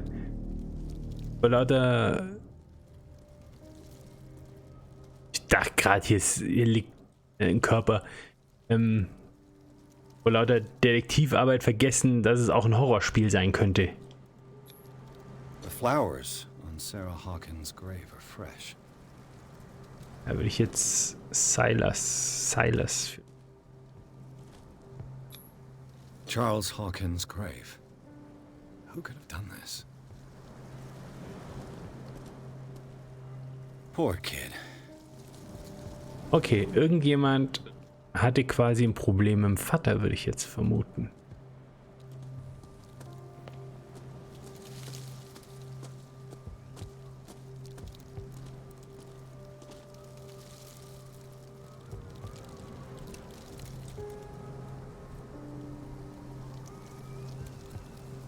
Aha. Man hätte seiner Musik aber auch schon hören können, dass wir uns wieder in andere Gefilde begeben.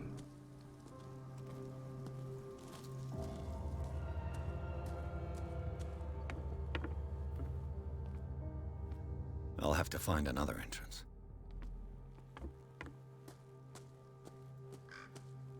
So, was haben wir hier noch?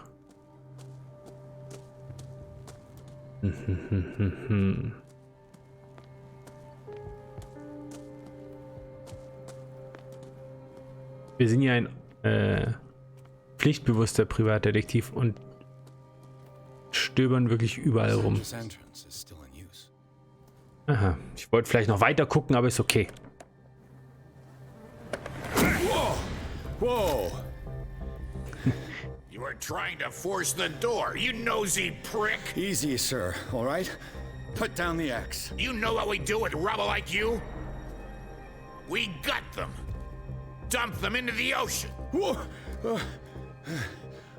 Game over, huh? You're Mr. Winchester. Lower that axe. And let's talk calmly.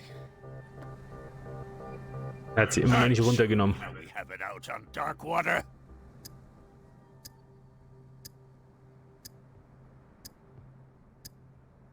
Sarah Hawkins' father sent me here to investigate the death of his daughter. Webster, huh? I understand how he feels. But me? I want the dead to rest in peace. And that means kicking the ass of gumshoes like you. Why would you not want me to help understand what happened here? I've got nothing to hide. Tell me what you're doing here. And no baloney. The police report describes a domestic accident. But Stephen Webster has several reasons to believe that this may not be the case. Webster is as stubborn as an old mule. And I did tell him that we should let the dead rest in peace. He wants to restore the reputation of his daughter. I just need to see where the fire started. The mansion isn't safe. You would break your neck as sure as you're trying my patience right now. That's why you barricaded the entrance. That's right. And this door? It's locked. And I make sure it stays that way.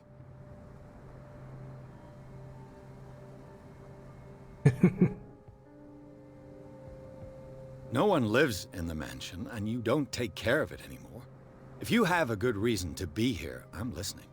There's vermin. I keep an eye out. Ja, klar.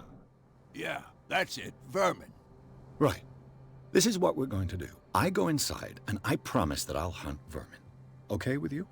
I'm not sure. If there's nothing else to fear, you can give me that key. Right. Take the key and do what you have to do. Go on, then. Just to get rid of you. Let's see what more I can learn from this mansion. Wir sind schon sehr überzeugend. Kannst du nix sagen.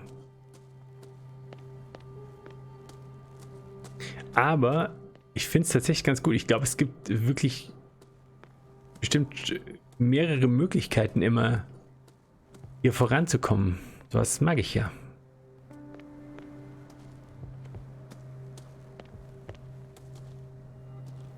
Gucken erstmal noch ein bisschen rum.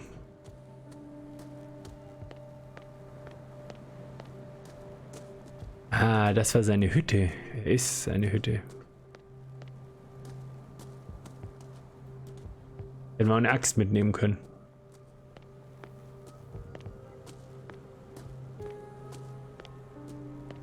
Ja. Aber es sieht zumindest so aus. Also es macht den Anschein, als ob man da den ein oder anderen Playthrough machen könnte. Toll.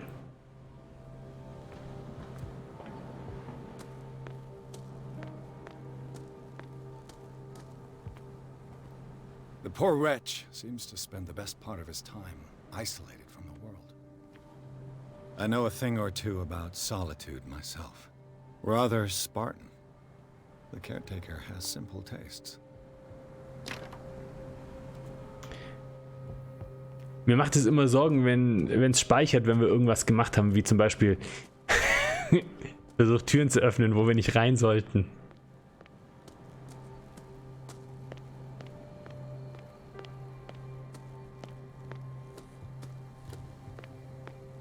Aber wir haben ja schon einen Schlüssel, von daher.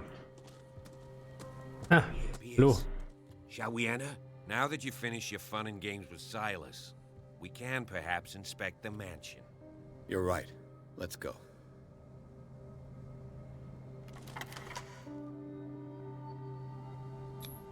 Enter.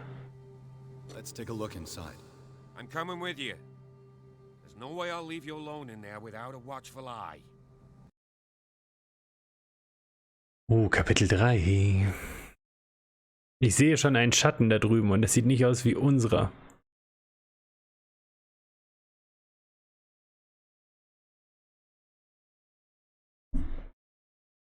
Also ja, wir rennen ja durch dieses Spiel.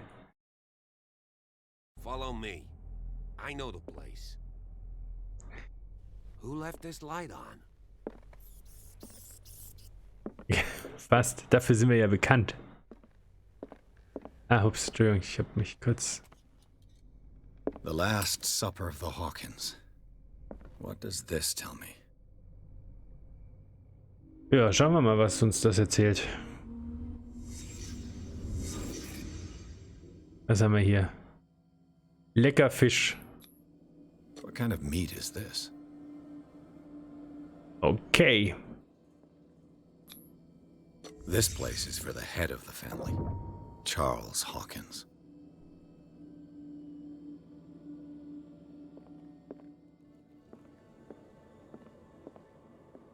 Mhm. The boy was probably here, smashed his plate on the floor. Kann ich aber auch verstehen, wenn ich mir angucke, was die so essen. Hätte ich auch keinen Bock drauf. Sarah Hawkins didn't eat. Was it because of the meat or something else? Something happened at this table. An argument? Die essen bestimmt Kreaturen, die sie nicht essen sollten. Daydreaming again? Working, officer. This dinner table tells us a lot about the Hawkins family life. Well, we don't have all day. The scene of the fire is next door. Weil da liegt ja auch eine Ratte oben drauf. Die stirbt ja nicht einfach so. Wenn da Essen ist. Silas managed to bring the fire under control, but it was already too late for the Hawkins. Was Charles Hawkins some kind of explorer?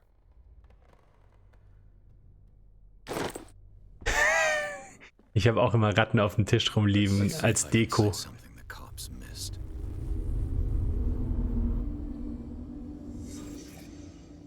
So. The child's corpse left a trace. Where are the others? Uhrzeit? Did it stop at the time of the fire?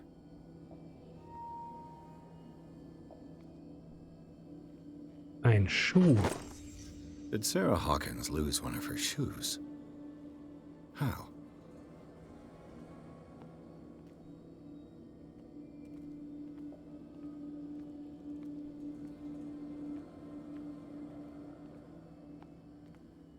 Ja, und Alkohol ist wieder am Start. Charles Hawkins a heavy drinker?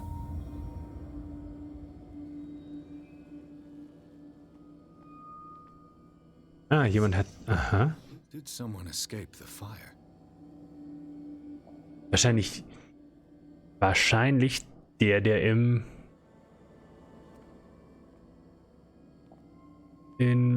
Warehouse gelebt hat. If the painting I found on the docks really came from here, how come it didn't burn?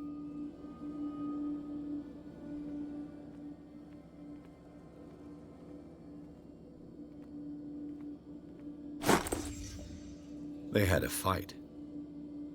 Why?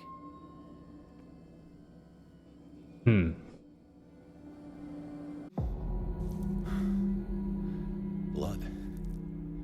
This lamp was thrown. This was no accident.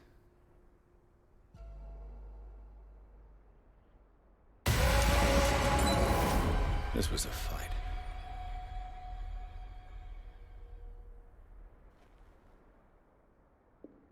Someone fell here.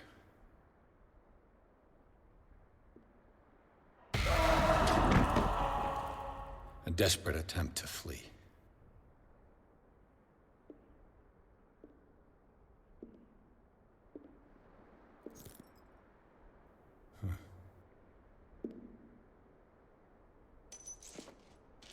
And the boy.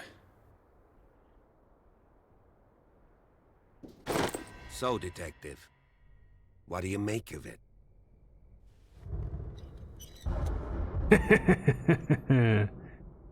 It's official. The police botched this investigation. Vielleicht nicht ideal der Polizei zu sagen. I firmly believe this fire was more than just an accident. What's your theory? I think the Hawkins couple got into a fight. You sure of that? There's only one way to be sure.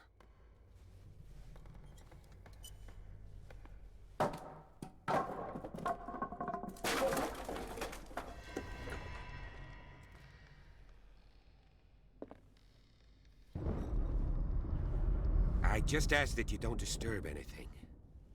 If That's- Chief West found out about what we're doing, I'd be in serious trouble. This door is locked. Er ist halt ein guter Privatdetektiv, ne?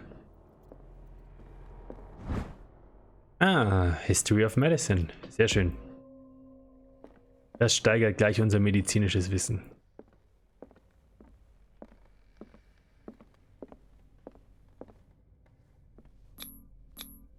These bandages are covered in dried blood. The same bandages that I saw in the warehouse on the docks. And given the bloodstains, I'd also say that it's the same person. Wo läuft er denn eigentlich hin? Ich mag vielleicht noch woanders lang. Okay, ich mag wohl doch nicht woanders. This door is blocked from the outside. The lyrics of the drunken sailor, a sea shanty. Ah, der Drunken Sailor, beziehungsweise der Drunken Whaler, der verfolgt uns jetzt auch schon seit Dishonored. An original edition of Mary Shelley's Frankenstein, dated 1818.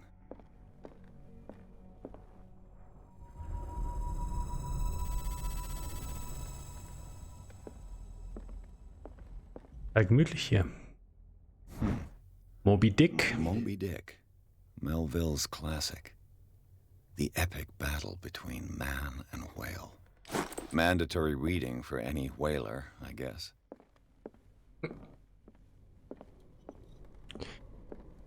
Könnte man so sagen. Aber hier kann man hoch.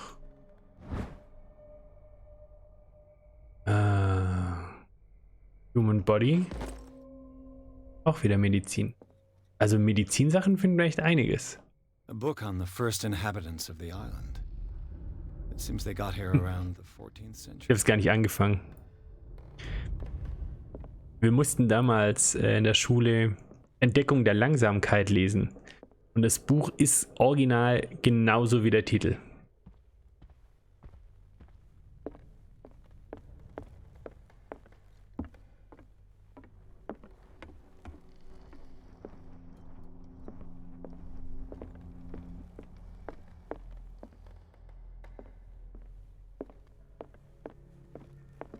Aha.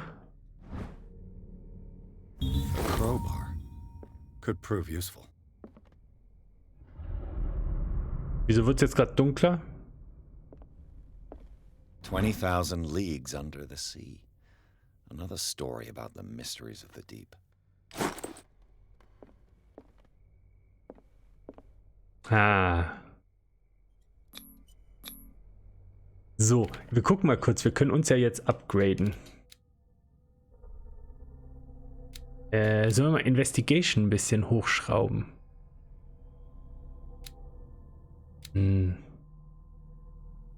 Ja, den Eindruck hatte ich auch. Uns fehlt aber noch einer. Aber wir könnten mal für Okkult... Ah ne, können wir gar nicht. Medizin und Okkult geht nur anderweitig.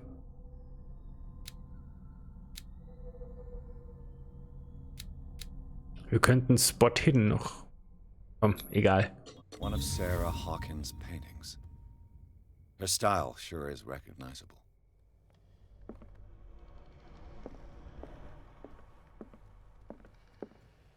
A book on hunting whales, the island's staple diet last century. Wenn deine Familie Wahljäger ist, dann brauchst du doch nicht auch noch Bücher. Obwohl doch, ja, wahrscheinlich schon. Darkwater history. Vergesst, was ich gesagt habe. This place was settled back in 1692 by two families that seceded from the New England colonies.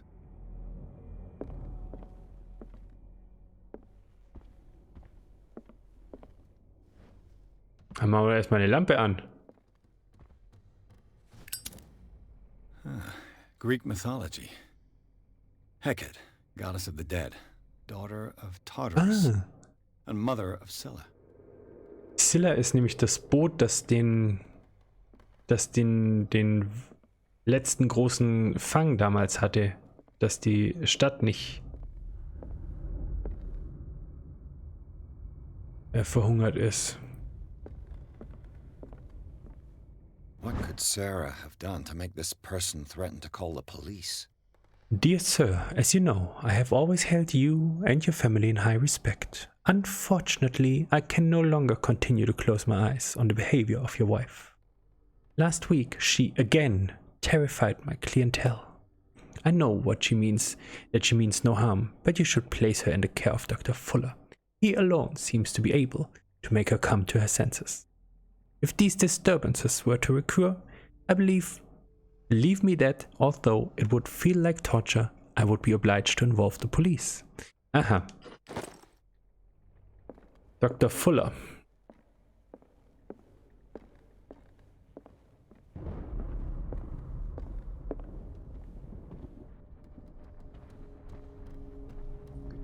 Wir mit unserem Zippo-Feuerzeug hier gehen halt auch in die dunkelsten Ecken jetzt.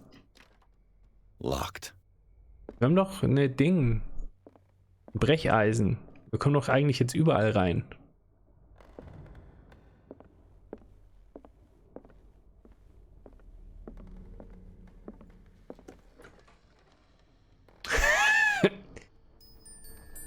Es wird halt auch nicht heller, ne?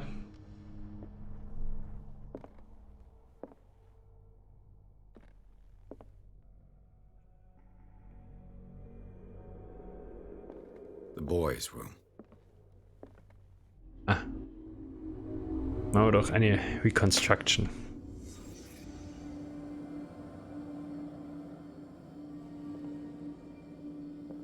A child's fort. From what threat was Simon protecting his world?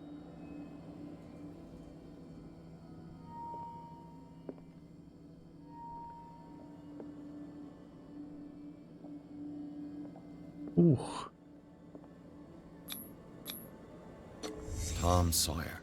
Mark Twain. Sarah must have read it to him before bed.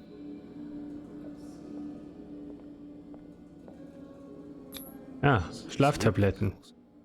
Strong for an 11-year-old boy. What was wrong with this family? Wahrscheinlich einiges, wenn ich mir das so angucke. What nightmarish vision could have inspired them? Simon's troubles went beyond family problems. That kid saw something. Something terrified him. Das macht mir jetzt keine Hoffnung.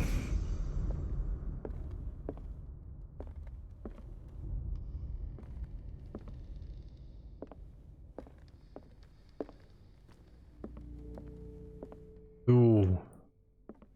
Aber wir können ja hier noch weiter gucken. Hier ist nämlich noch irgendwo was. Ah. Schlüssel. Mhm. Sarah Hawkins' office. What will her room reveal about her?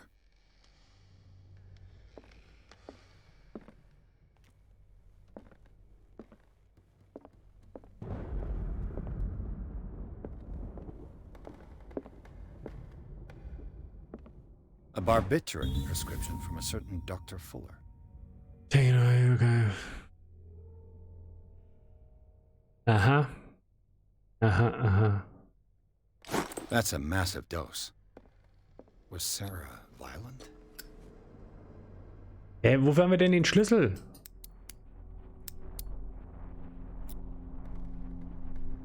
This padlock is too complicated for me.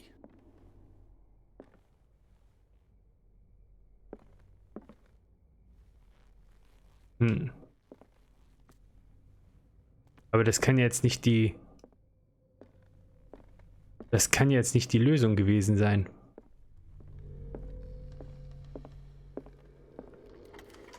Ah, okay. Ja, dann gehen wir einfach hier rein, wo wir einen Schlüssel haben. Oh, Sarah.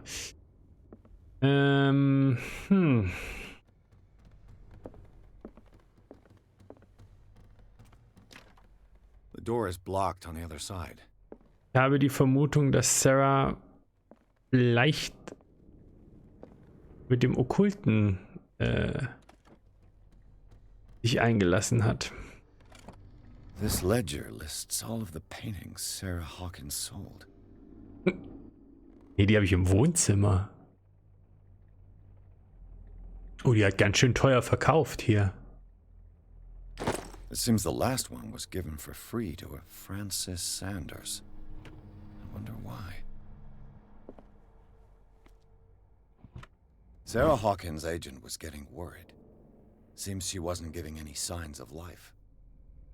My very dear Sarah, ever since you left to bury yourself away on that lost island, your art has been attracting increasing numbers of collectors. I beg you to send me some new paintings. The last ones, so somber and strange, moving as no other paintings have been, are selling at a premium price. Your percentage of these most recent sales is attached. Do not forget your friend, who was the first to recognize your genius and display it on the world. Aha.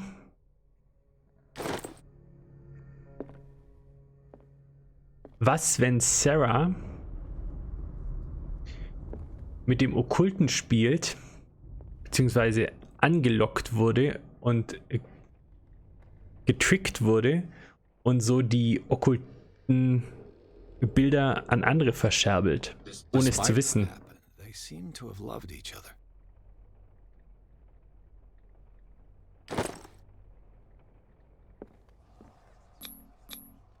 Was Sarah Hawkins interested in the occult?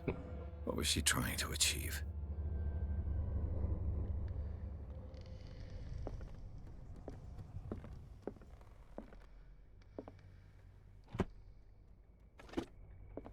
Okay.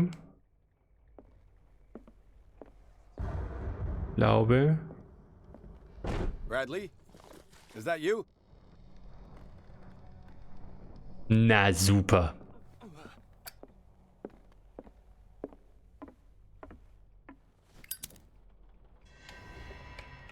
Is anyone there?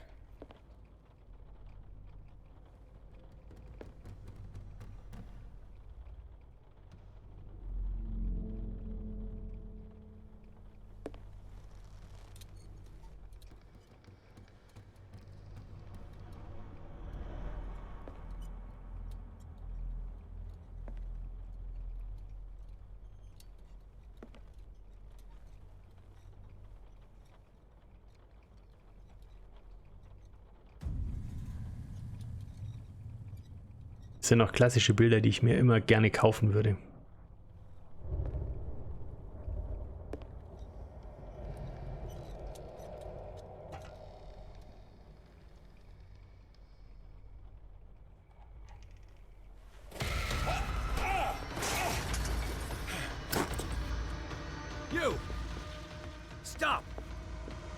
Ich glaube nicht, dass wir dem hinterherkommen.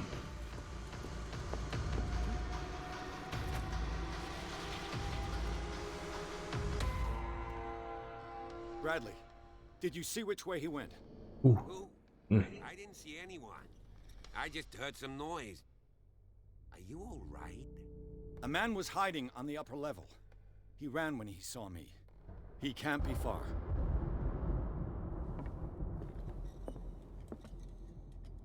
I'll cover you.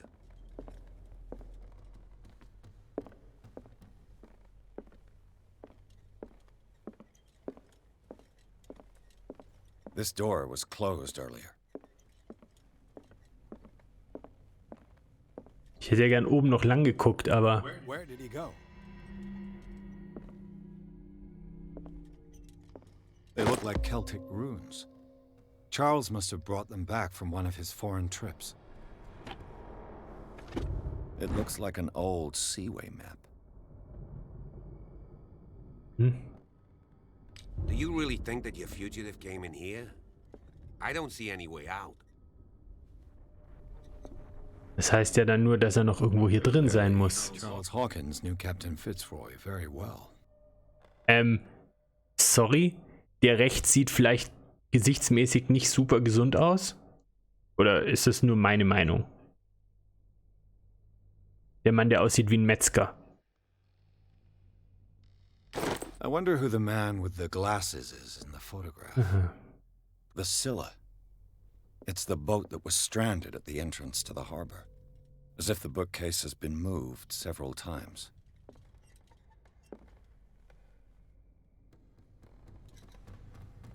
This globe seems to have been part of some mechanism.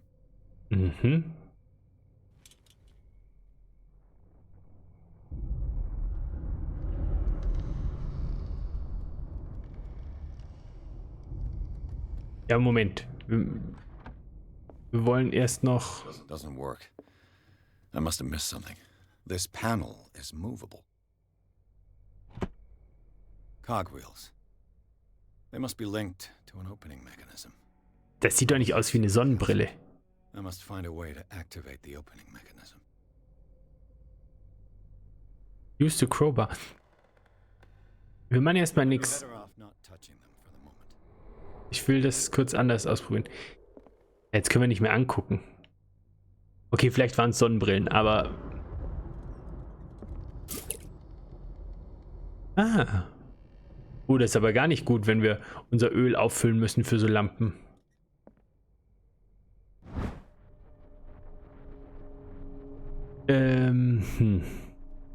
Was könnte jetzt der richtige Weg sein? Die richtigen Koordinaten? Ja, stimmt, Feuerzeug hat... Das braucht ja nichts. Ah, okay. We sailed north. We sailed north all morning. Captain Hamilton is confident. He says that will beat the Orpheus this season. May God be merciful. Preferred it when the whales disappeared without trace. These carcasses, we can no longer ignore their sad fate. Who is eating these huge beasts? Eine gute Frage. I told Hamilton that it was a bad omen. He doesn't care. He dropped anchor near village. The inhabitants say that the waters are red with the blood of the sacred beasts, and to follow them is to defy the gods. I told them that I only feared God Almighty, but in loneliness of the hold, I'm scared. We have sighted a huge whale in the distance. Its size seems to be beyond anything known to man. It sends out an infernal song. Hamilton wants it. Moby Dick feeling jetzt schon. We've caught it. It's the most grotesque whale I've ever laid eyes upon. It will go into memory as the biggest catch ever. Men have died, but we have gained glory. This day will be celebrated for years to come. Okay, 33 Nord, 53 West. There must be a link with the Seaway map. 33 Nord. So, wenn man jetzt noch wüsste, wie das funktioniert. 53 West. Der dann hier wahrscheinlich. 45, 50. 33 Nord. Wie liest man denn hier?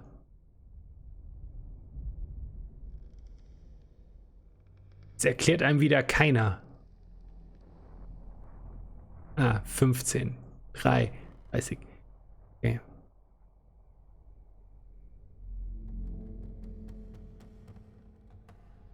Gutes Argument, gell? Jetzt, wo du sagst.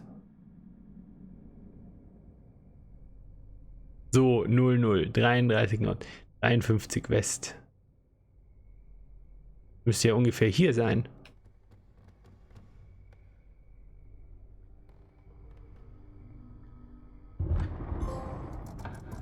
Looks like it worked. Ist halt schon gut, wenn man Ost und West sich auch noch merkt und nicht nur einfach drauf schaut, wo die Zahl lang geht. Gut, dass du mit dabei bist. Ah, hier. This Dr. Fuller, was he Sarah Hawkins' therapist? Charles, I understand your worries, but I assure you that Sarah is in good hands here at the Riverside Institute. Wir haben nämlich auch ein Asylum hier auf der Insel. It goes without saying that her state requires very specific care and a high level of attention. Her full potential will only be able to express itself if she is placed in a secure environment and surrounded by qualified staff. Was könnte denn ihr volles Potenzial sein? The decision is yours, of course, but I seem to understand that you are running out of time. Ich würde ja gern Dr. Fuller irgendwann noch mir mal genauer anschauen. Have you seen the old maritime maps on Charles Hawkins' desk? Strange. Ja. No ship has left Darkwater shore for years. Maybe he kept them for sentimental reasons. Guck mal, wir haben immer noch irgendwas hier am Boden. It looks like a freehand map of Darkwater. Certain areas have been highlighted. I wonder why. Irgendwas fehlt uns noch. Offensichtlich. Wir gehen hier noch mal kurz lang. Wo könnte noch was?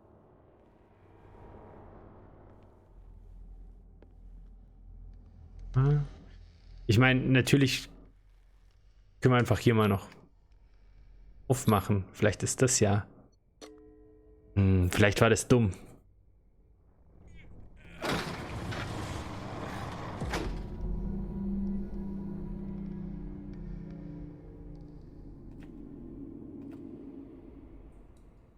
Geh mal noch nicht rein.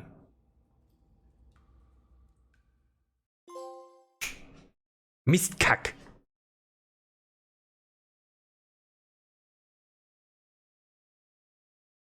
Da stand Open, nicht Enter.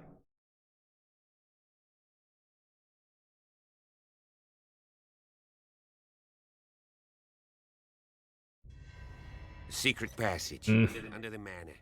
It's like a detective novel. Ja, wir müssen ja irgendwann noch mal spielen, bestimmt. Must have already gotten far. Yeah. And he had a direct means of entry to the crime scene. We must find him. 3 seats. Ja. Für 3 Leute. Look. Someone's been here recently. Da erzählt er, das spacen wir schon wieder weg. Did Charles Hawkins use this place? Who were the others?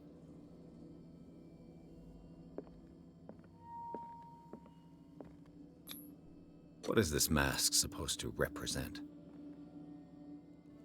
Wo soll ich's denn wissen? Ah. Lady Cthulhu. Wer kennt sie nicht?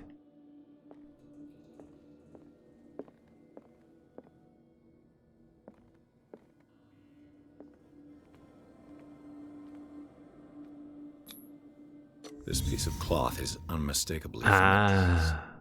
Sarah Hawkins. Was she hiding from someone? Sie hat spioniert. Whoever was sitting here could have seen Sarah Hawkins. Could this be related to her death?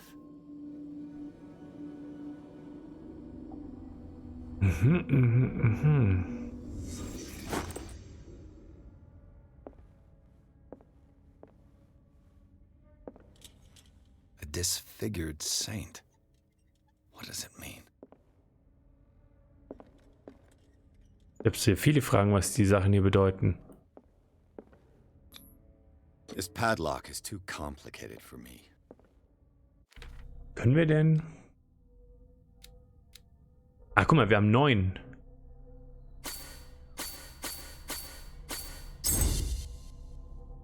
Schauen wir mal.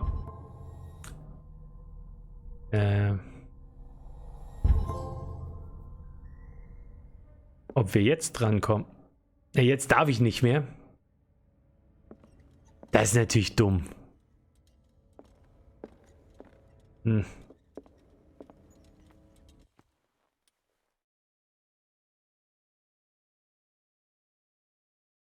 Das gucke ich mir so mal kurz an, weil das...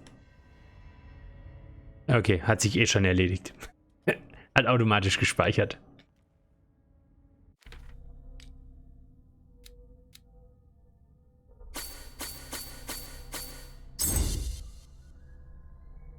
An sich ein bisschen gut, aber auch ein bisschen doof.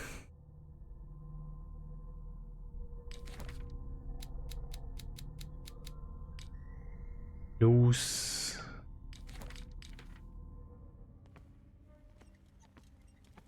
Jetzt schubst man runter.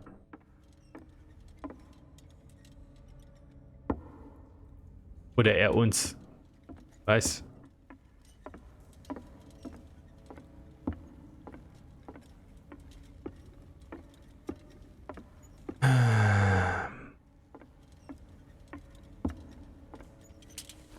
So, nehmen wir mal das kleinere Licht. Okay, nehmen wir vielleicht doch lieber das größere, wenn wir hier... Pierce, where you going? I can't keep up with you in this darkness. Are you scared? I want to see how far these steps go. Who's talking about being scared? I'll wait for you by the door. Ich möchte nicht sagen, dass mir das hier gar nicht gefällt, aber es gefällt mir hier gar nicht.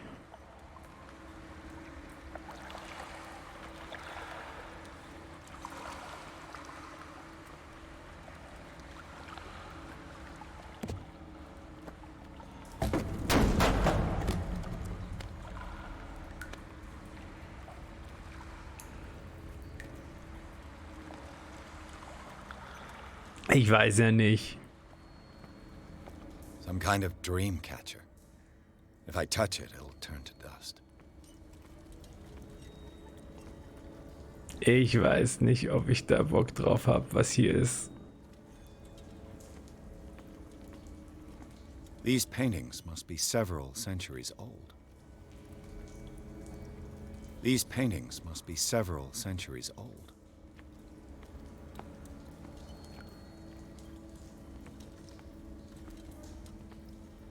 This monstrous creature must be an allegory.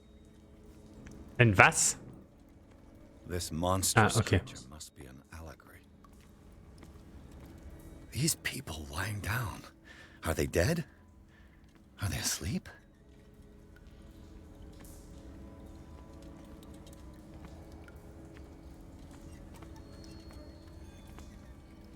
These buildings seem to have come out of the water.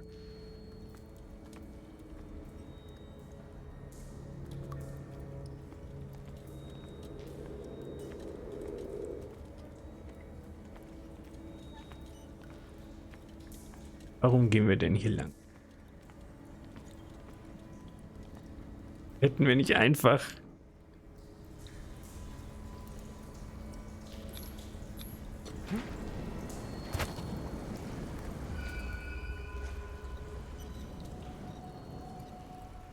There you are again. Well done, Pierce. And it looks like you found our fugitive. This door is securely shut. I'll look for another passage. It's an underground cave. We can advance this side. Yeah, I can see that. You, please excuse me, but given your condition, I'll stick to my idea. I'm not cut out for this kind of acrobatics. All right. Look for another entrance. I'll try to catch up with our man. So, jetzt machen wir aber mal hier. Hier ist ja alles voller Licht. Reicht uns ja auch. Time has weakened these structures.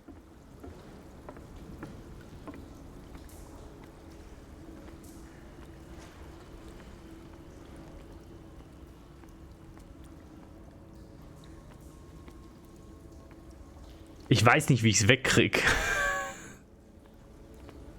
Manchmal macht das an, manchmal nicht. Ich weiß nur, dass du es an manchen Stellen brauchst. Und an manchen Stellen, also musst du das Licht anmachen, um irgendwelche Hinweise sehen zu können. It looks like animal oil. It's certainly not whale. Aber wie ich es dann wieder wegkriege, weiß ich nicht. Deswegen nehmen wir jetzt einfach mal das, weil wir haben schon die Hälfte vom anderen Öl weg. Nicht, dass wir nachher noch mehr in Dunkelheit hängen.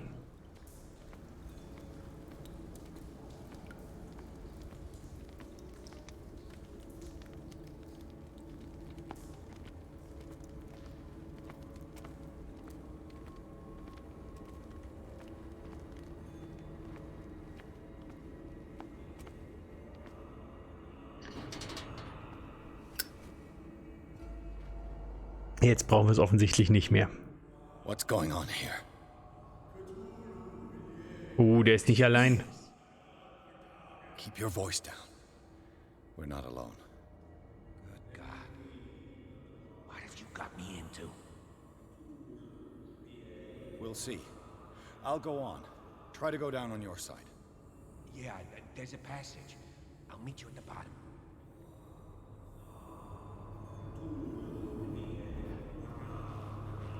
Okay. Was soll schon schief gehen?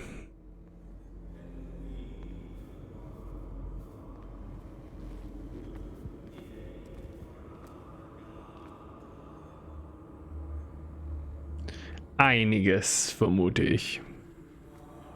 Wenn ich hier vorlaufe, ich habe ein bisschen Angst, wenn ich jetzt vorlaufe, stoßen wir gegen den Stein. Das würde ich ihnen sofort zutrauen.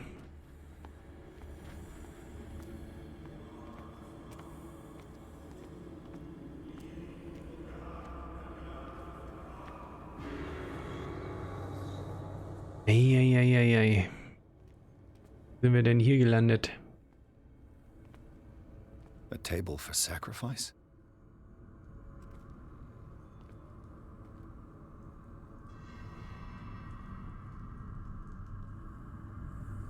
Sieht auch ein bisschen aus wie wir.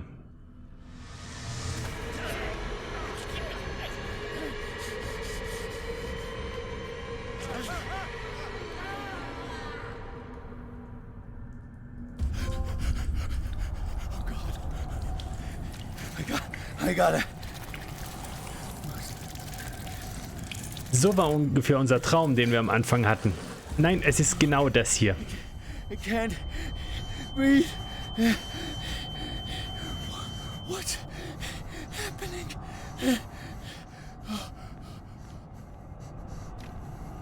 No, damn it! I must find a way out of here.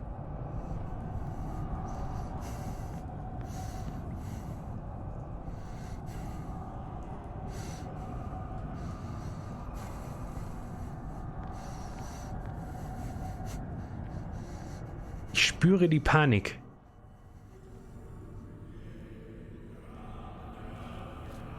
Okay, Panik wird besser. Kurzzeitig. Is it my turn? Yes, it is time. You will soon be one of us, if your body and mind are ready. I dream of it every night. I have constant visions. I am ready. Good enough. Prove it to us.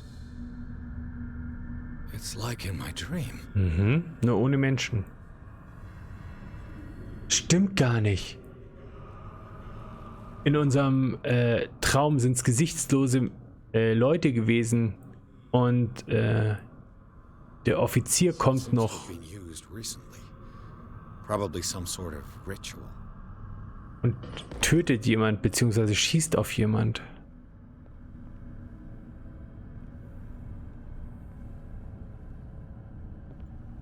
Ah, Okkultismus. I can't read Latin.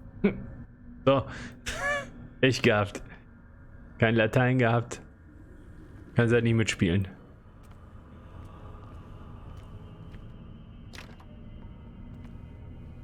Okay. Dann wohl hier lang. Ah. Genau hier waren wir. Genau hier. Mal gucken, ob das hier genauso ist. Auf was ich vorher schon keine Lust hatte. Hier war nämlich was im Wasser, was Großes.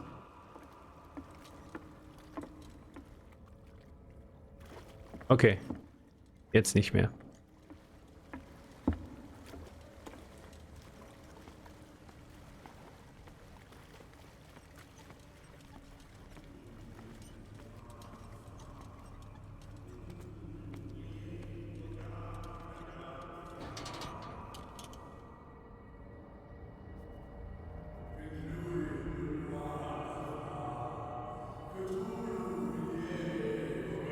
Sind ganz schön viele. You who sleeps, accept this dream under your immortal wing. Ja, Cthulhu Nithsiha Fetag. I feel him. Shh. You are gifted indeed. Not another word.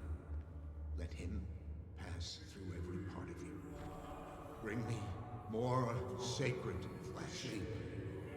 We pray for your return into the kingdom of the earth.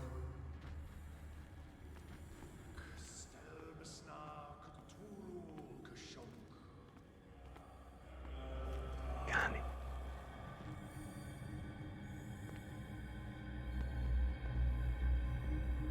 Der andere eigentlich. Mit der Waffe. We are ready for the ceremony. What about your protege? His awakening is complete. He will join you shortly.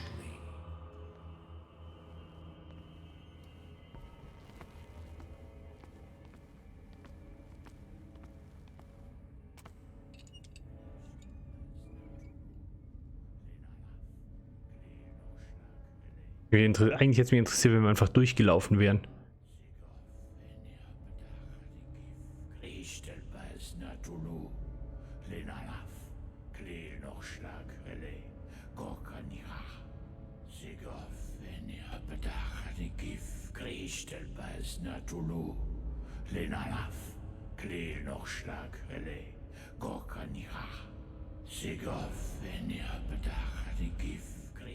Das war unser Traum.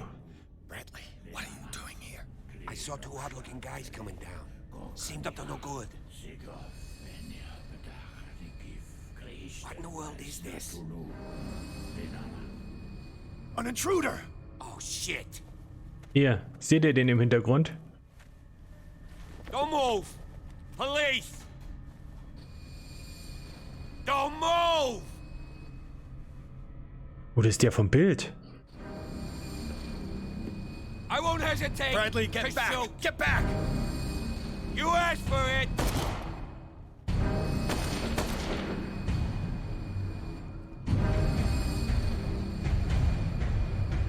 Charles, you shouldn't have seen this. Ah!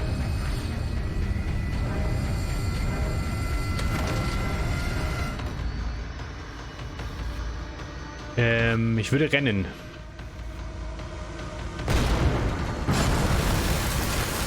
It's caving in.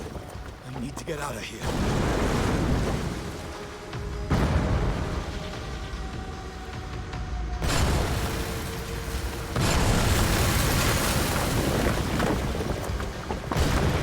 Eieieiei.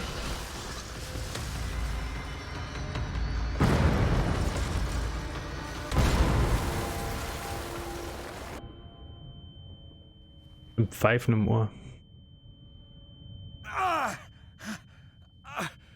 My leg!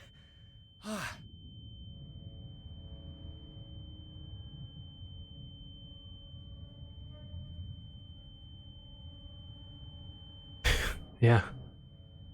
Manche würden es ja Tinnitus nennen. Ah, besser.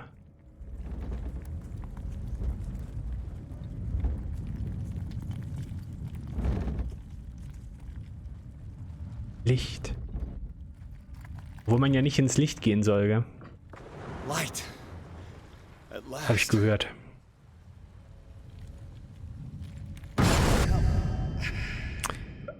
Gerade sage ich es noch. Oh, jetzt hängen wir im Irrenhaus fest.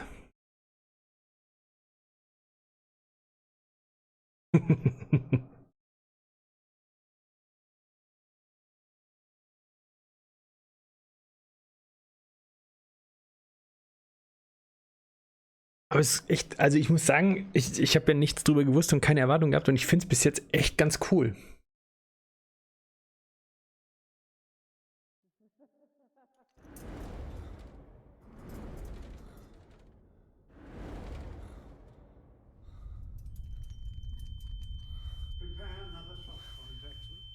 Ah, haben wir den nicht schon mal gesehen? Okay, vielleicht hat es recht und er hat eine Sonnenbrille auf.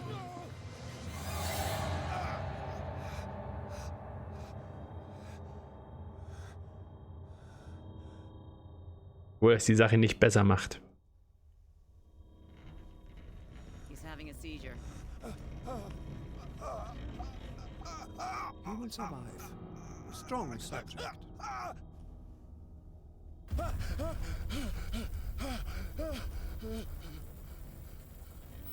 What?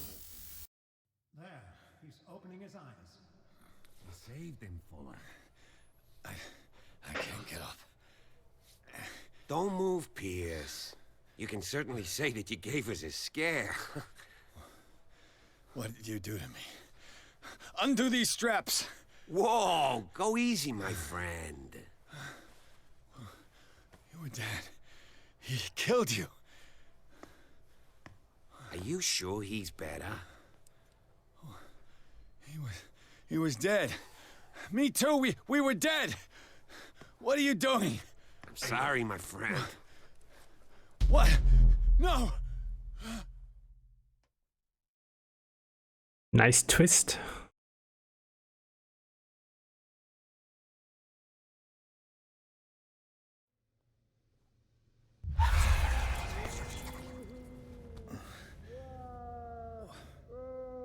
What happened to me?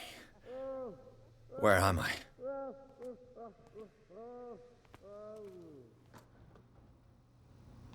Ja, offensichtlich geht die Tür nicht auf. Sanders, you have to come with us. No, please. I can't leave here. You got no choice, Sanders, and neither do we. No, you don't understand. If I go out, he'll see me. No! No! You're leaving this cell. Please. I don't want him to find me.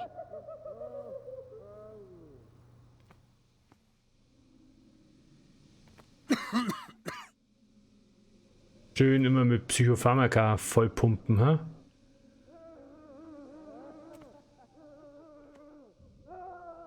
Nee, wir warten nicht. Ihr könnt mich mal am Arsch lecken. Ich mag hier raus.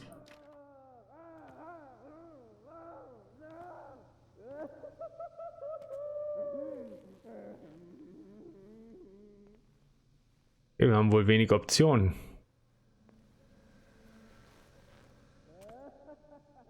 Warten wir halt doch. Wie gut wäre jetzt das Spiel, dass wir kommen halt einfach nicht raus, wenn wir nicht eine Lösung finden und es geht einfach nicht weiter. Warum sind wir jetzt wieder... Alter Schwede.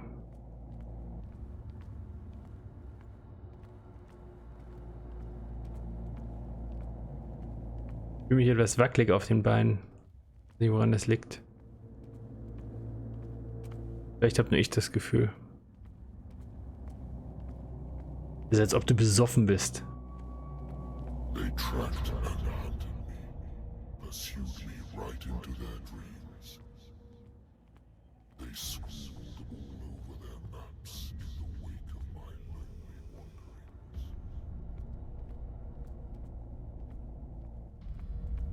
Ich habe den Eindruck, irgendwas ist nicht ganz koscher. No sea is dark enough to hide the color of my blood. No wind strong enough to scatter my dreams.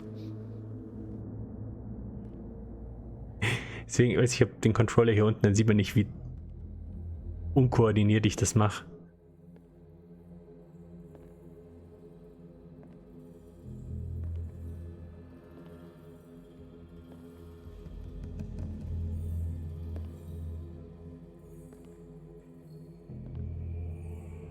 When the last of them rises up, you will choose. I will not be here to bear witness to it, because you will have released me. But the earth will resound to your cries, or theirs. Awaken and free me.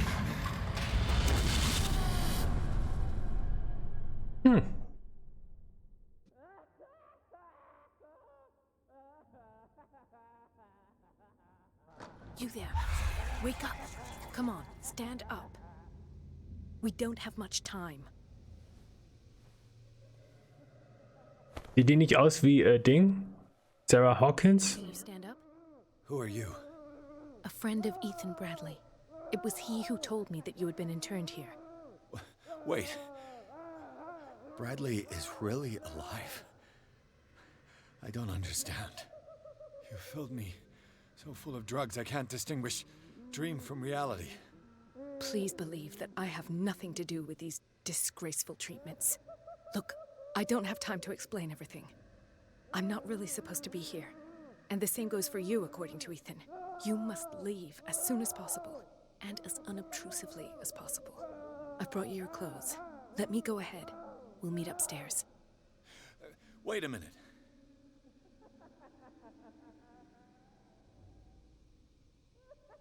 What's going on here?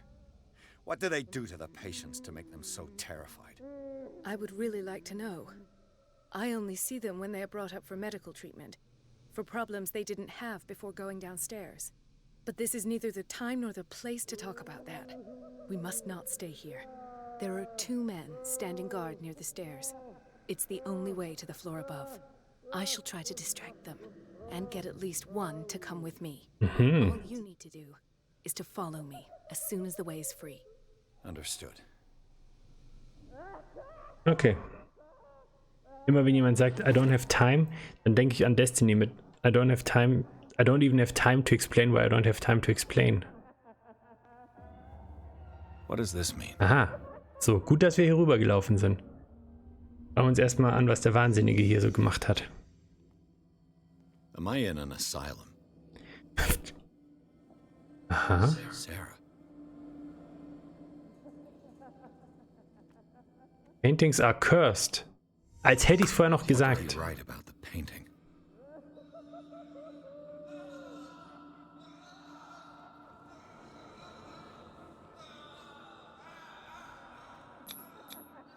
What did they inject him with?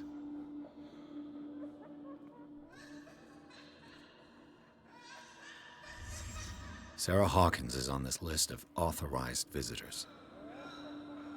Hmm?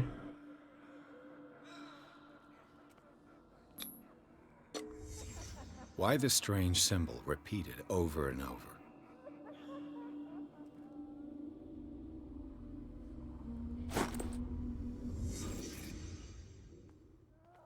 Jetzt die Tür hinter uns zugegangen wäre, das wäre auch schön gewesen. Überraschenderweise können wir niemanden einfach so rauslassen. Vielleicht auch besser so. Aber ich finde, probieren muss man's. Man weiß ja nie. Vielleicht finden wir hier total coole Freunde. Poor wretch.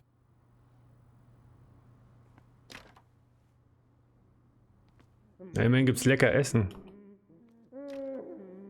Oder so ähnlich. Dr. Colden, I would like to say that I'm surprised to see you, but we all know that your curiosity will be your ruin. I don't understand. These people need care. You keep them in this terrible place as if... Go back upstairs where your patients are waiting for you to treat them. As for you, gentlemen, do not disappoint me anymore. No one enters or leaves. Yes, Doctor. Okay. Damn it. I'll have to find a way of getting rid of those 2 myself. Damn it. Ah. Oh Gott. Oh, wir sind wohl klaustrophobisch, merke ich gerade.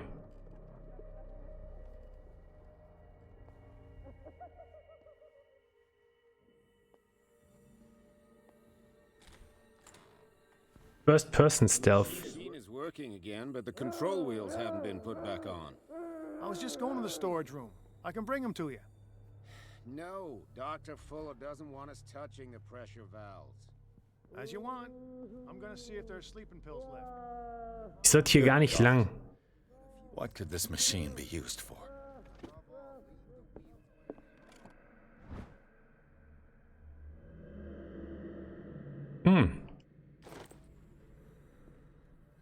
Ich möchte auch mal sagen, dass das hier alles gar nicht so geil aussieht. What is going on here?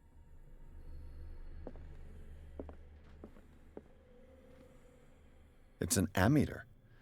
I didn't expect to see one on this little rock. Gott.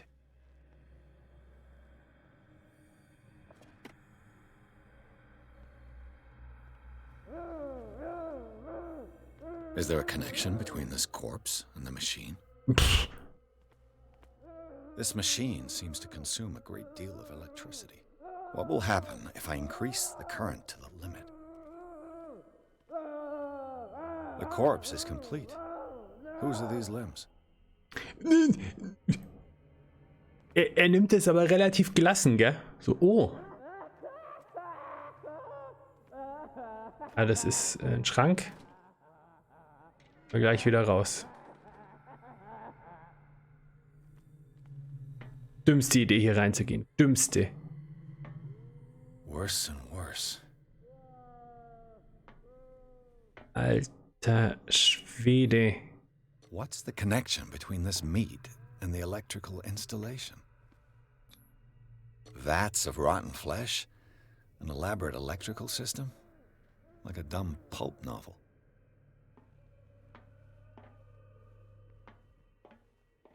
Ich hätte schon ein bisschen Lust, hier rumzuspielen, aber ich glaube, dass das eine dumme Idee ist. Have I activated anything? Ich kann halt auch nicht speichern, gell?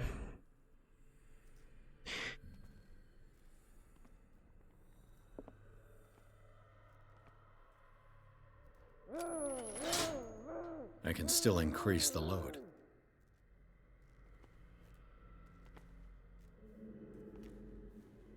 Create a diversion.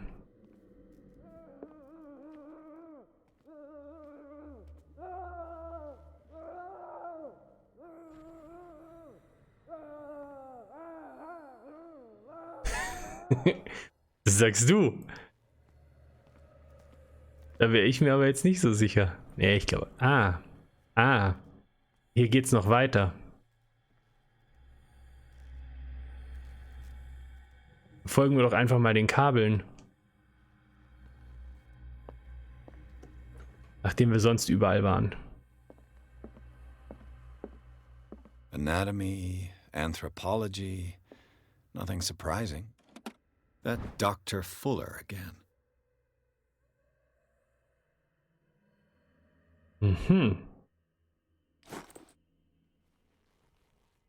Anders. Ja, alles wieder zumachen, nicht dass man noch was bemerkt. She was a patient here.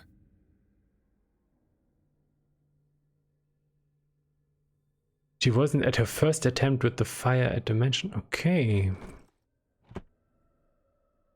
Ja, da können wir uns verstecken. Zoology, esotericism, mineralogy, and a full shelf on cephalopods. Cephalopod.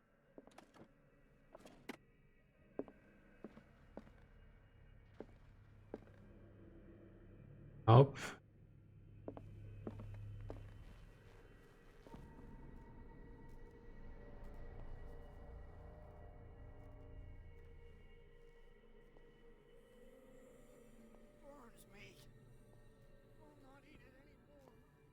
Was mache ich hier eigentlich?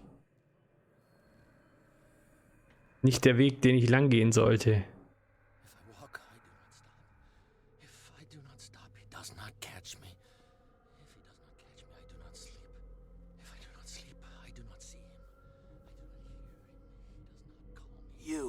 Yeah, you there. Come here.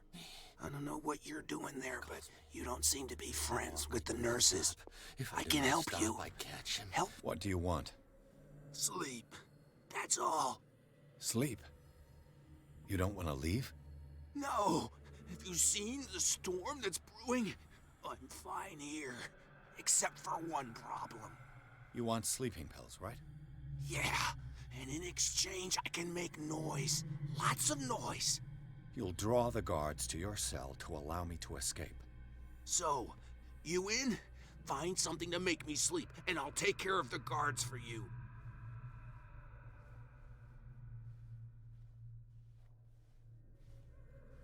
I'll find you some pills. Go look in the storage room. Wir können ja auch immer noch keine geben.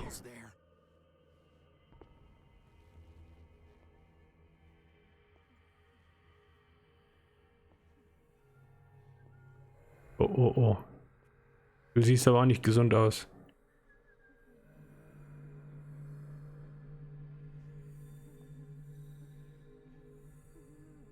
Da steht ja einer.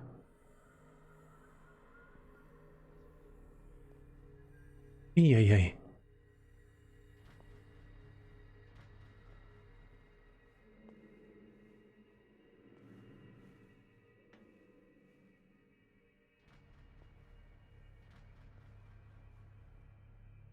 Exactly what I need. Who's there? This way.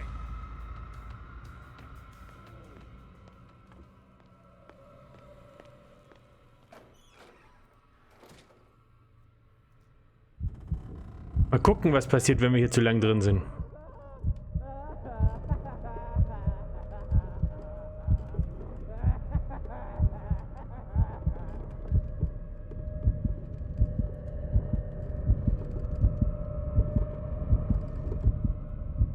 Sind vielleicht zu früh hier rein.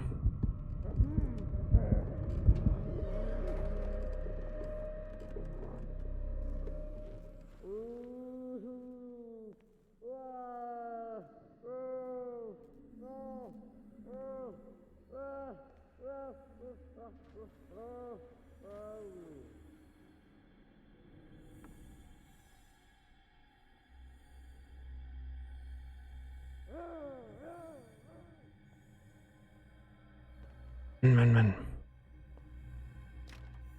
Locked.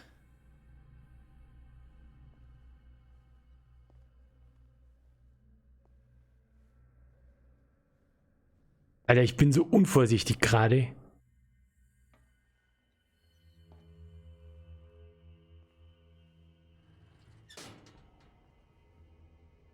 The green gas leaves from here and it runs through the whole building.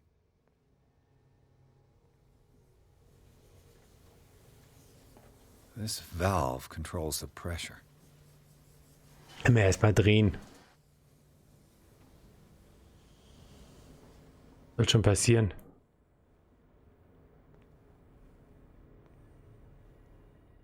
The control wheel is missing.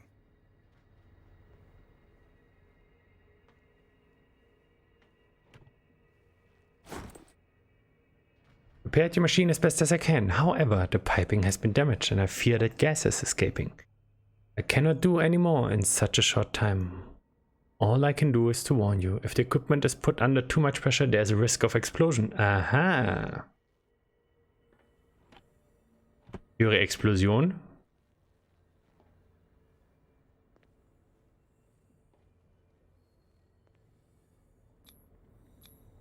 The duct. It's impossible to break this chain with my bare hands.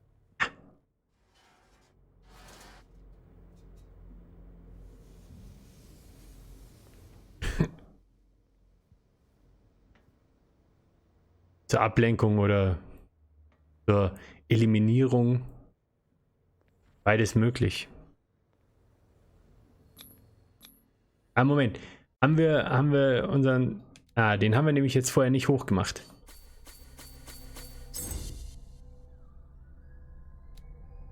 Spot Hidden Strength. Ist die Frage, ob wir...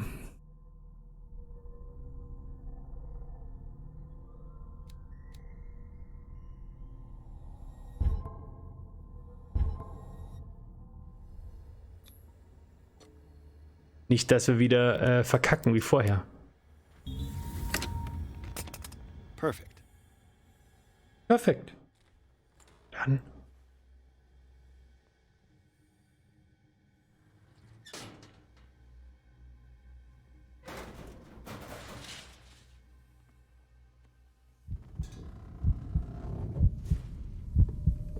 Oh Gott.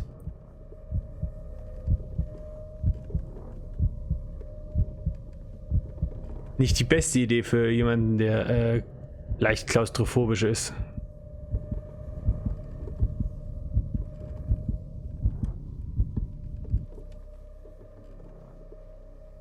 Entspannter jetzt. Pincers. Mhm. Bin nämlich nicht mehr hinten rum. control auch is nicht. missing. This lever must turn on the gas machine. There's nothing happening. Ja. Weil wir erst noch 2. Die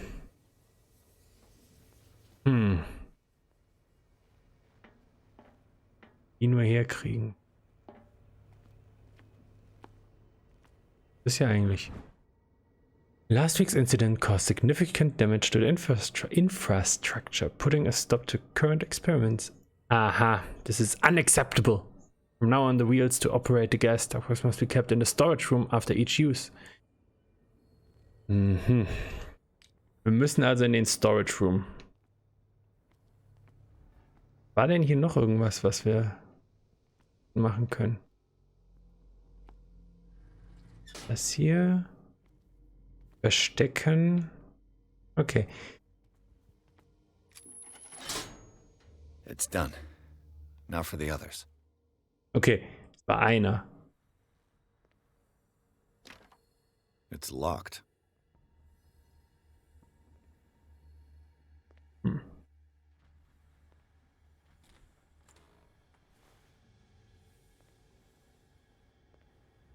Mann, Mann, Mann. Mir fehlt ein bisschen, dass ich durchs Schlüsselloch gucken kann.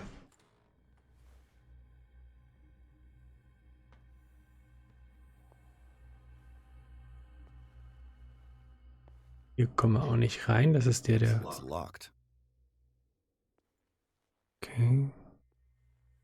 Ah.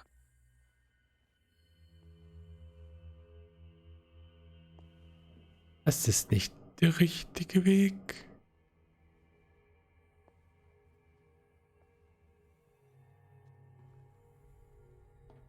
Storage Room.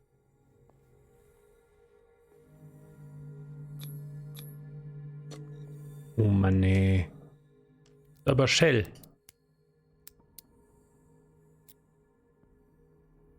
This padlock is too complicated for me.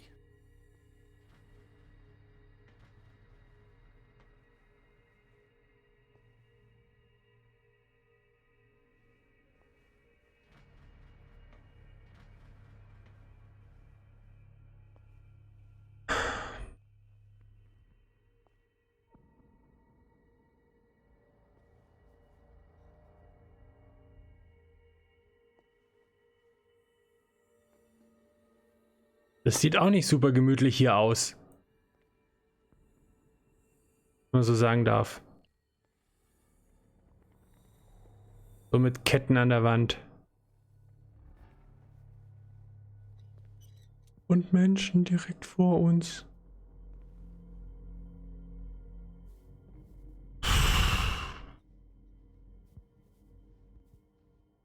Keller.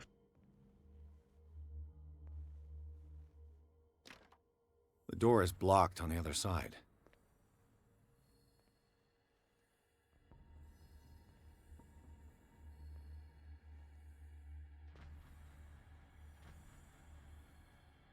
With these chains on your wrist, you can't escape.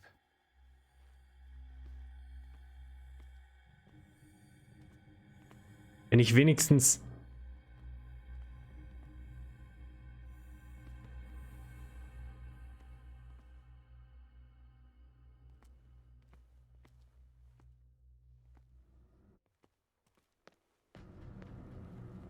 I think we got a walker.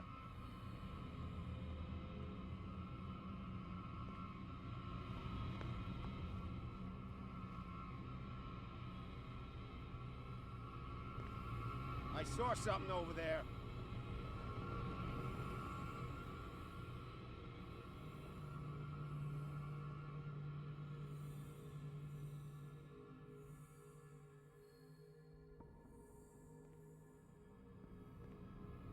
Glück sind sie nicht die cleversten.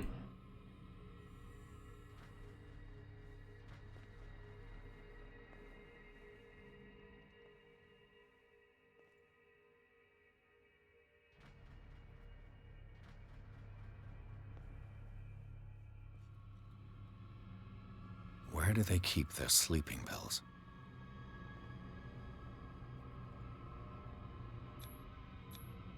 Scopolamine F.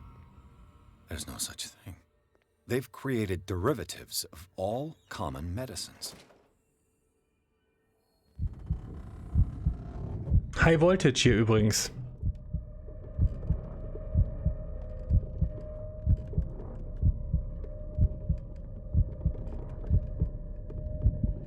Geh weg jetzt. Geh weg, geh weg, geh weg, geh weg, geh weg, geh weg, geh weg.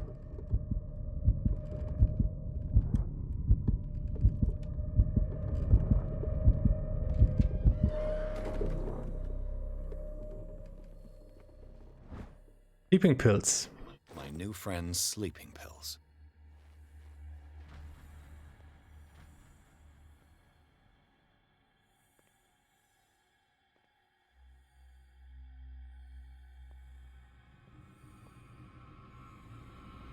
I'll go take a look.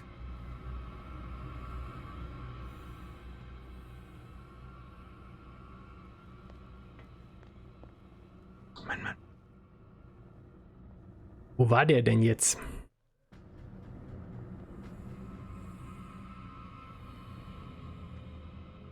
Er hier war es, ne? No. Not now. Super.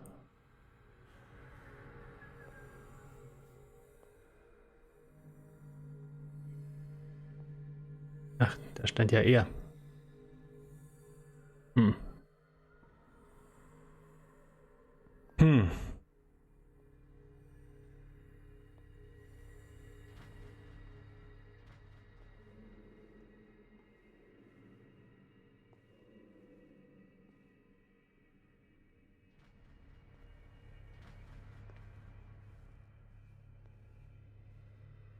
Get me out! Don't let me sleep in here. What is welling up inside me? I feel it in my head and in my body. He roars and swells and has strength of oceans. His waves rise and crash, leaving behind them only a trail of white, nourishing foam. He is my master. 1, 2, 3, 4, 5, 6. No, not 6. 4, 5. Just got a few days to go. Yeah, that's 4 days at most. No more. Perhaps less. Vielleicht sieht er uns hier nicht. I think I got the right date. My calculations are always right. It's the date. It's the dates at the spread. That's the problem. I don't know what this date is, but the calculations, they're right. 4 days maximum. 5 at the most.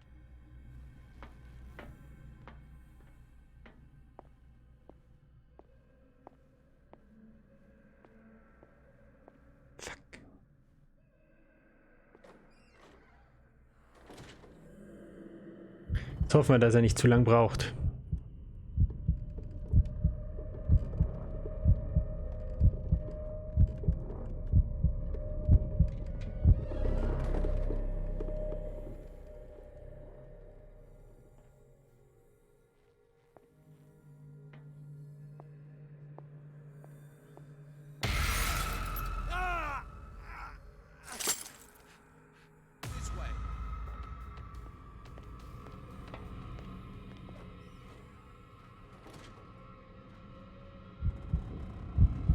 Ist auch eine Diversion.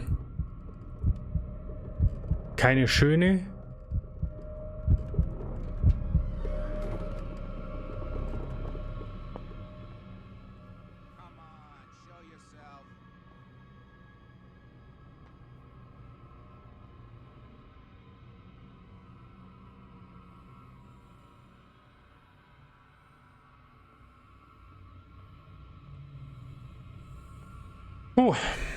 Da.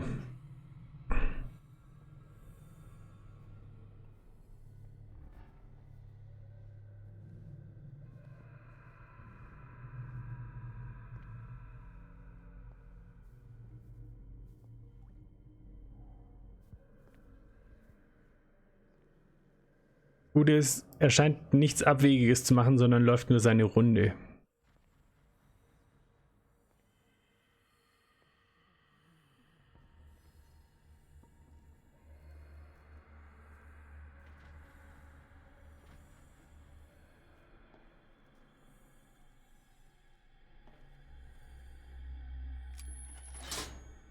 Theoretically, I've only got one lever to push. Okay, das müsste jetzt der hier unten sein, oder?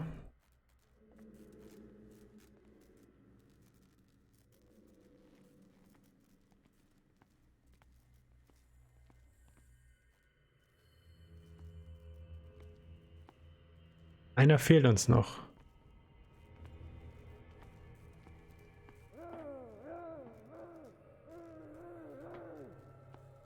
So, wo könnte der sein?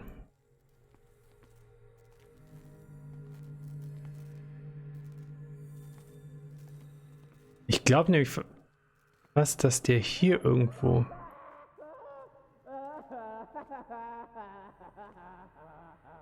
Guck mal, der geht nämlich hier lang. Haben wir hier schon einen betätigt?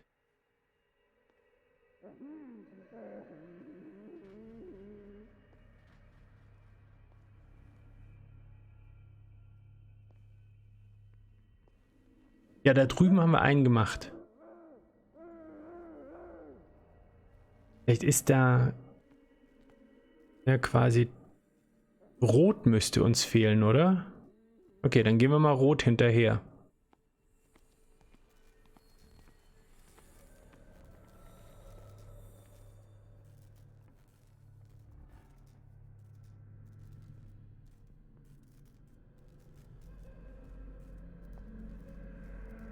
Hier haben wir...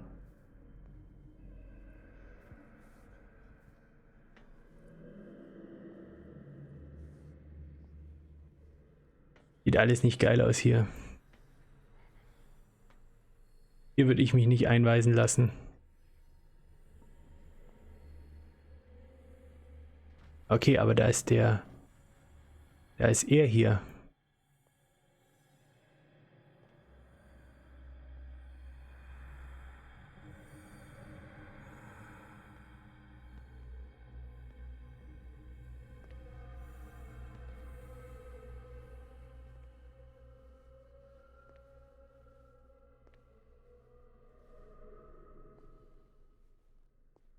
Vielleicht können wir jetzt...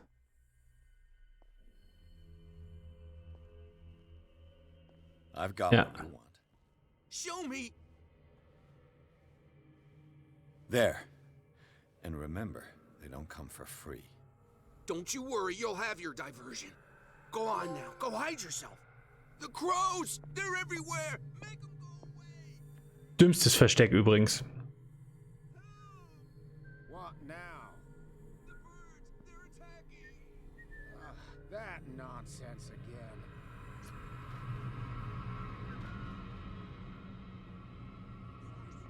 I think we got a walker.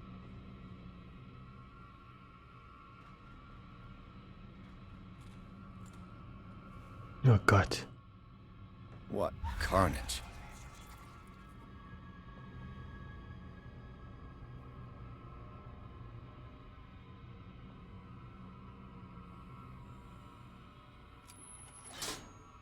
All the levers are activated.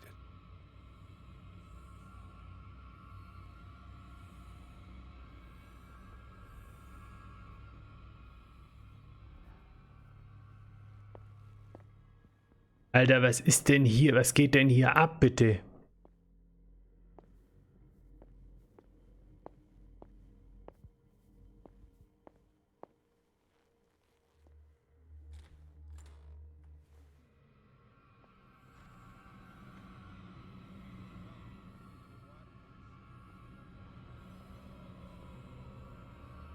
Wer kennt sie nicht, gell? Die guten alten Experimente an Menschen.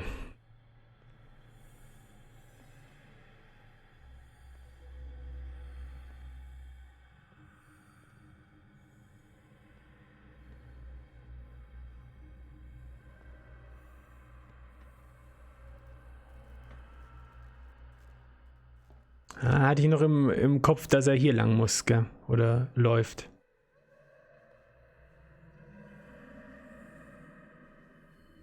Das ist übrigens auch, also,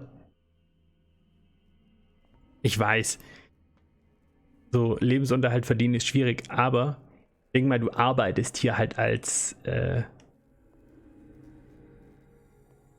Wächter in einer Irrenanstalt mit menschlichen Versuchen. Also auch nicht schön. So, die Frage ist, wo wir uns verstecken können.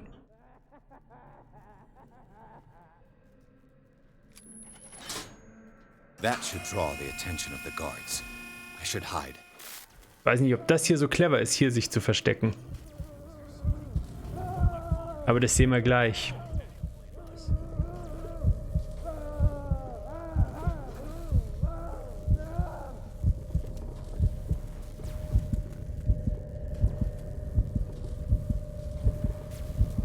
Ja, das ist nämlich das, was ich befürchtet habe. Ah, wohl.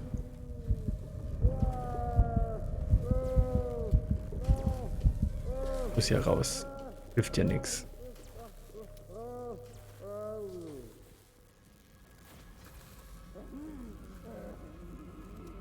Da hat uns wohl keiner bemerkt.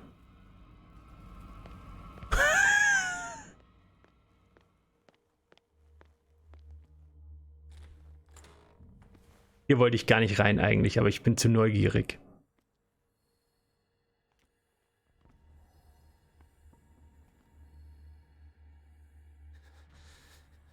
Doctor, is that you? Don't you worry about the doctor.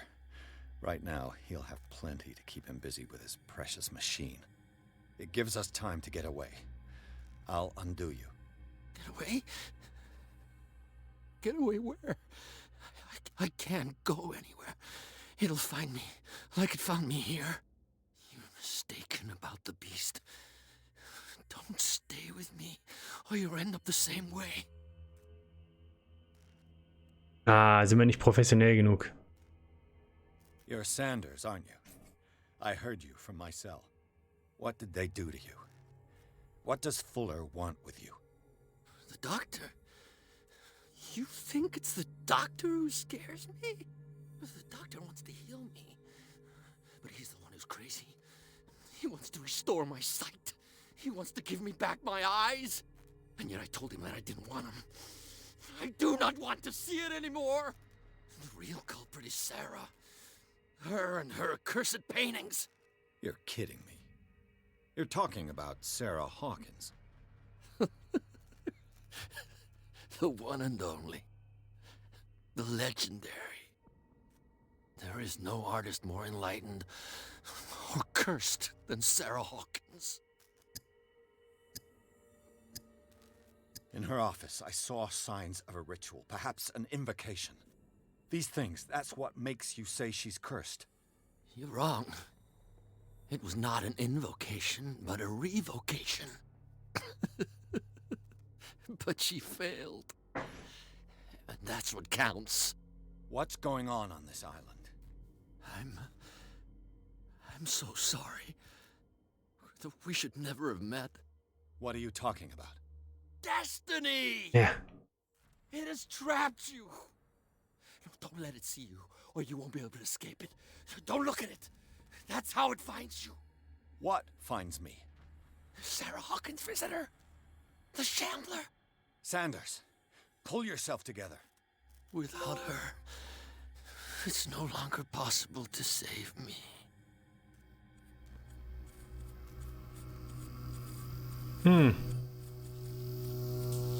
No!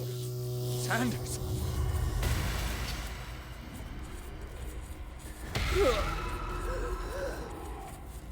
What the hell?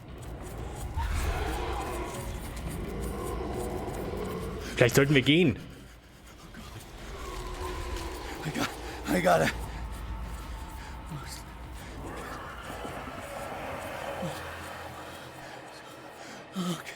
Okay. This is insane. What killed him?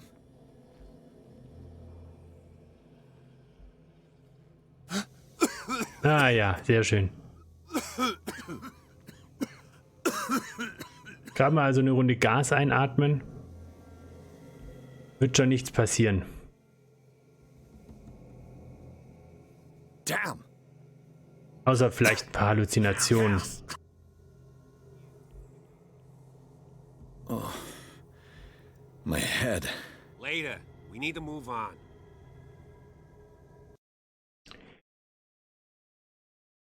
Ich bin bisher sehr begeistert vom Spiel, muss ich sagen.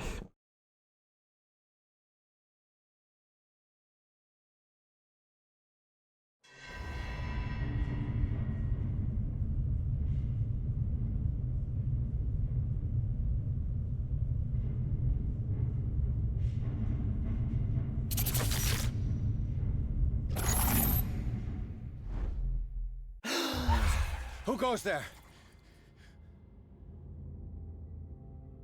That nightmare again. I need a drink. Wirklich? Sein erster Gedanke? Nicht, dass wir hier gar nicht mehr in der Irrenanstalt sind?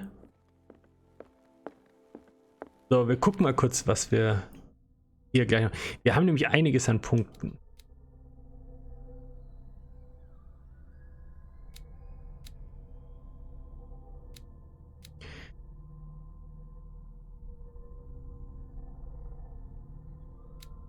Ich würde ja fast hier noch Investigation voll powern erstmal. Weil dann haben wir bei Picking Locks zumindest mal keine Probleme mehr.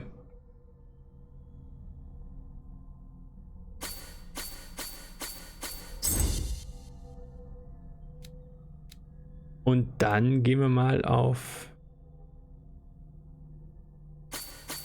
Psychologie. Vorerst. Sanity. So, was haben wir jetzt hier? Nightmares. Also das hatten wir schon. Ritual hatten wir jetzt auch. Irgendwas haben wir übersehen dazwischen, was uns...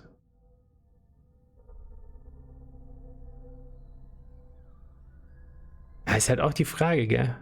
Wie weit wir das hätten machen müssen, dass wir hier... Sanity sind wir jetzt shaken. Ob wir irgendwann einfach wahnsinnig werden auch noch. Und ob wir das verhindern können. No. I want to know what Bradley and Dr. Colden have to say about all this. Nicht einfach gehen. You're awake, Mr. Pierce. How do you feel? Did I sleep long? The day is only starting. It's fine. How's our fugitive? Dr. Fuller hasn't reported your disappearance to the force, but that'll come soon. Bradley? Who else would it be? Mr. Pierce, are you all right? You look like you saw a ghost. There are things I can't explain. Tell us. What happened? Sein Kopf ist hohl. Da gehen durch die Nasen jetzt einfach durch. Oder er ist einfach irgendwas anderes. Ah, okay, das haben wir nicht.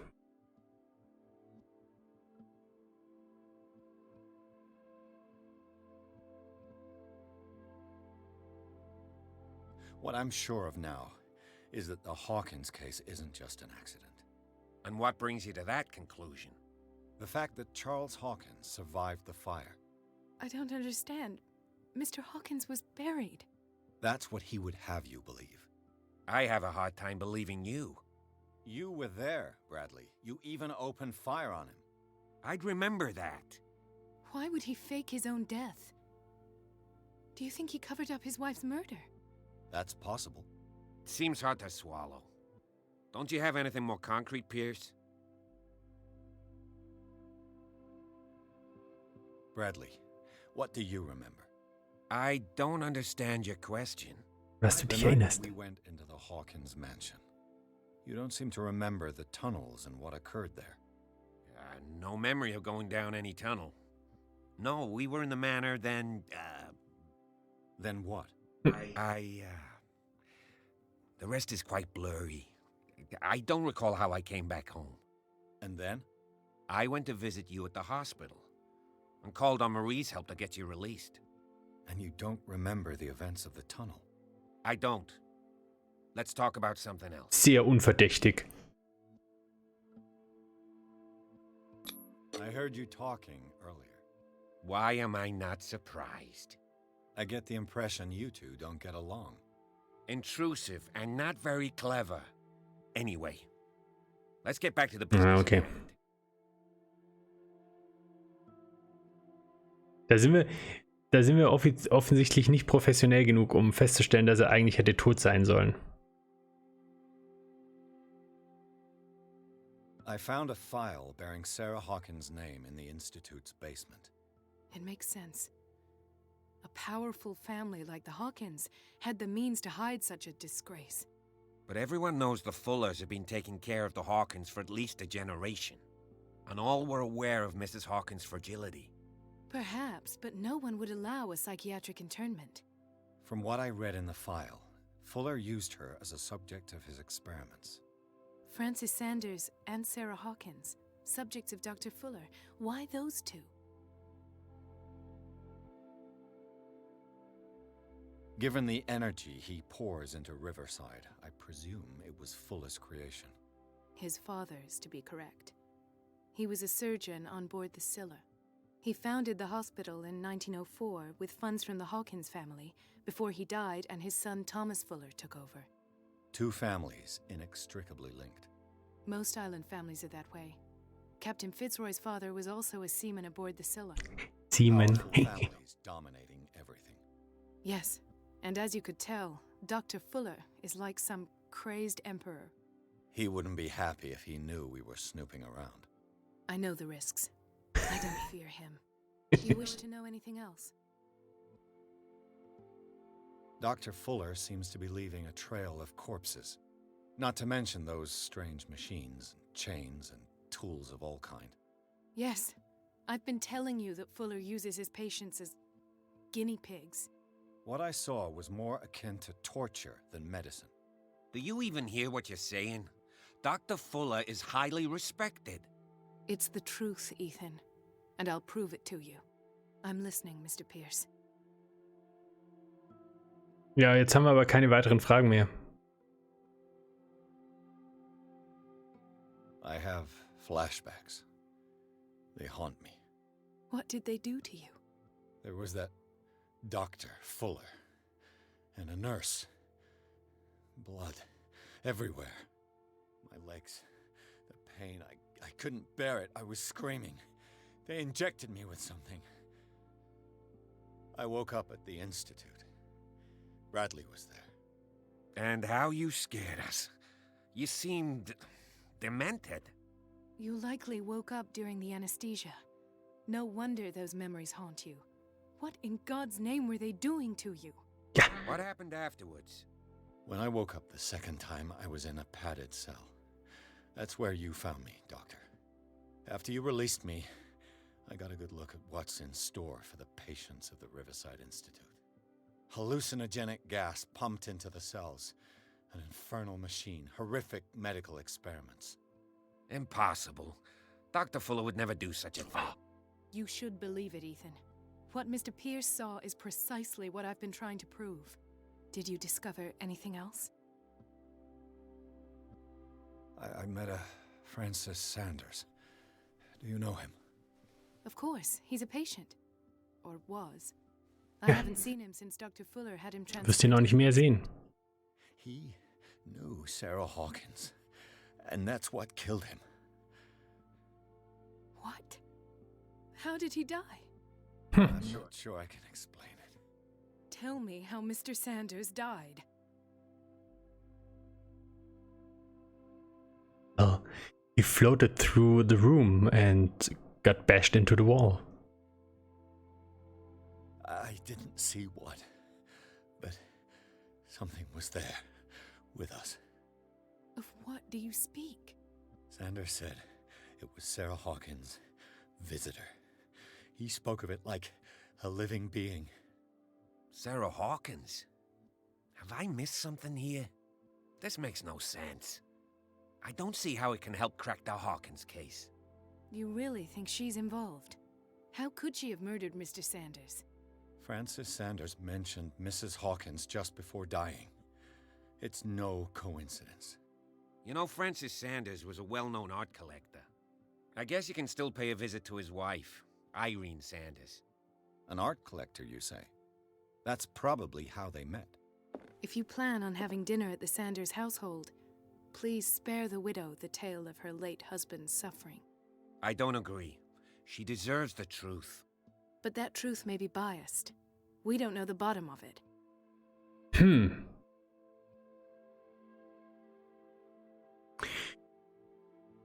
So, was machen wir? Ich bin nämlich sehr hin und her gerissen.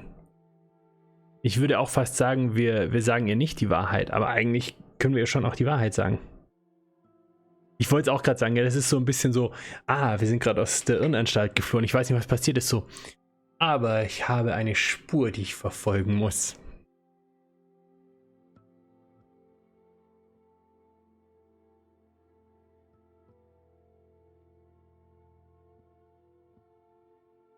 Also ich würde... Komm, wir sagen es ihr nicht. Wir sagen es ihr nicht. Wie es dann in der Realität ist, kann ja wieder ganz anders sein. You're right. Without a plausible explanation for what I saw, let's not jump to conclusions. That seems wise indeed. Very well. I'll go to see Francis's widow. Perhaps I'll find a link between her husband's death and Sarah Hawkins. Don't end up in the hospital this time. I'll do my best. Aber werden wir nicht gesucht? Let us go now and learn the truth about what's happening on this island. Also bald? Wir trinken nix. Leaf. Wir gucken erst noch, ob irgendwo was ist, aber ich glaube nicht. Und was hier oben ist.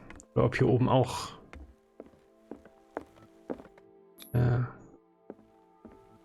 Ja gut. Wenn da hinten, sich noch überraschend die Tür aufgeht.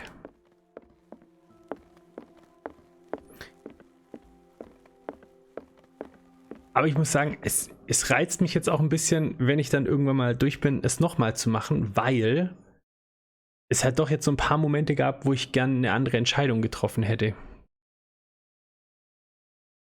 Und quasi die Skills anders setzen unter Umständen.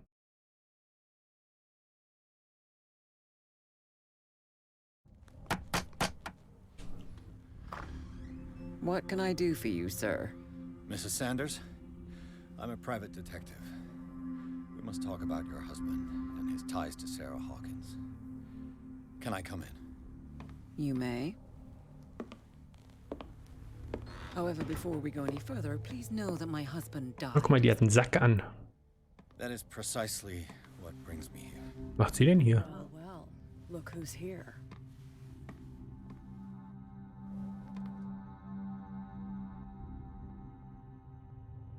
You know each other? We met briefly. Time enough to iron out a few matters. The main thing is that we understood one another. The brave detective has a talent for sticking his nose into my business. I bump into her every time I'm investigating someone's death. It's a small island, Detective. My island. It's better that it's you bumping into me. You're investigating Francis' death. Why? Who hired you? I spoke to Francis before he died. His story suggests a link to a case I'm working on. Well, since this business has got nothing to do with me, I'll be in your husband's office, Irene. We'll carry on later. Very well, Miss Baker. This way, Mr. Pierce. And do make yourself comfortable. It would seem that you have much to tell me. Wunderschöne Bilder wieder. May I inquire as to when you had the opportunity to talk to my husband? Yesterday. I met him at the hospital. He spoke to me about Sarah Hawkins. Oh, of course he spoke to you about her. That's all he talked about. Sarah Hawkins and her paintings. Please forgive my tone. The fact is that I have not been allowed to see him since he was interned. You, on the other hand, a perfect stranger, were able to see him and even talk with him the day he died. How was he? Were you present when he had this attack? Ja. What happened? Ich bilde mir ein, letztens letztes Jahr oder vor 2 Jahren gab es eine Ausstellung mit unsichtbaren Kunstwerken.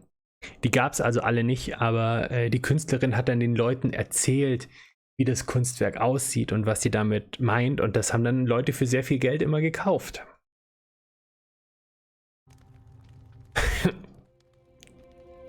Ich sag mal so, he died screaming right before my eyes ist vielleicht die falsche Antwort.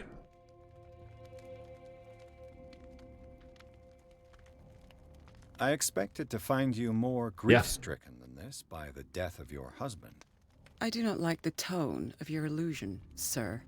I had long months to weep every tear in my body, and to accept, if not my fate, at least that of my husband.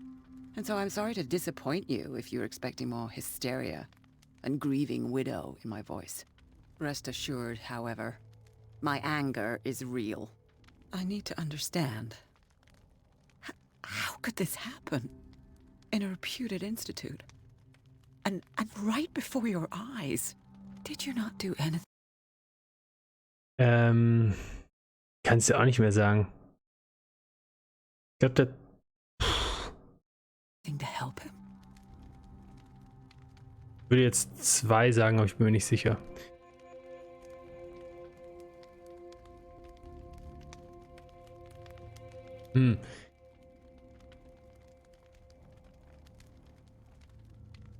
So, I share your grief, but I had nothing to do with it. Mrs. Sanders, I understand your grief, and I extend my deepest condolences to you. But I had nothing to do with the death of your husband. I've just arrived on Darkwater. I'm investigating the death of the Hawkins family. The death of the Hawkins family? You mean it was not an accident? Ist ja auch deaf. This accursed island knows only tragedy after tragedy. You too would be advised to flee it like the plague. Oh, I'm tired, Mr. Pierce. I would be grateful if you could tell me what you expect of me, and then leave. Ooh. Did your husband talk to you about Sarah Hawkins' visitor? A shambler, to use his precise terms. Well, you can't imagine that's all he talked about. It's exhibited at the center of the gallery. No better place for the painting than endowed him with the privilege of such a shameful and miserable end to his life. Hold on. The Shambler is a painting by Sarah Hawkins. Who else to paint such horrors? Take a look for yourself, if you feel so inclined. It is my only lead at this stage. I suppose I have nothing to lose. Then you have paid no heed. For my part, I refuse to set foot in that gallery again. But if you're so eager to see it... Thank you, Mrs. Sanders. I won't be long. Aha. Jetzt zwar noch andere Fragen gehabt, aber ist okay. The day the Shambler came into the Sanders' lives.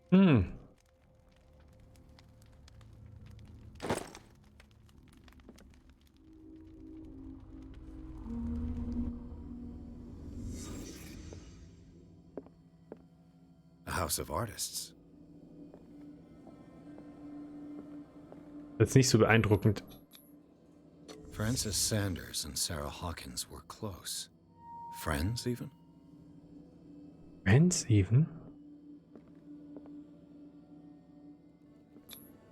Sanders' accession register. He wrote beside the Shambler, "Finally." What did Sarah Hawkins fear so much that she didn't want to sell the painting? Ja. Das wissen wir doch jetzt, oder? He finally won. Was Sanders aware of his imminent doom?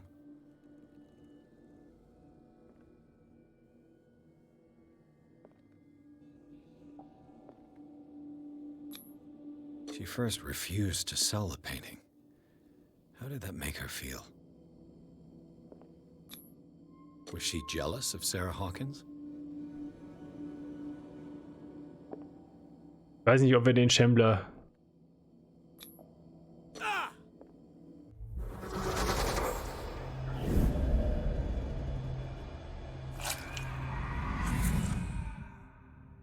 The Shambler. I need to see it. Wirklich, das ist unsere beste Idee, wenn wir das rekonstruieren und er sich die Augen rausgerissen hat, nachdem er das Bild gesehen hat, ist unser erster Gedanke, müssen wir sehen. Did she really care for him after all? I acknowledge receipt of the letter in which you demand the body of your deceased husband. I'm sorry to inform you that I cannot agree to return his body to you. At the moment of his interment, you signed a discharge, allowing me to dispose of his body as I see fit. Da müsste dir doch auch direkt auffallen, dass das eine dumme Idee ist. Medicine. Gut. Das sieht übrigens aus, als ob wir uns hier drin verstecken können.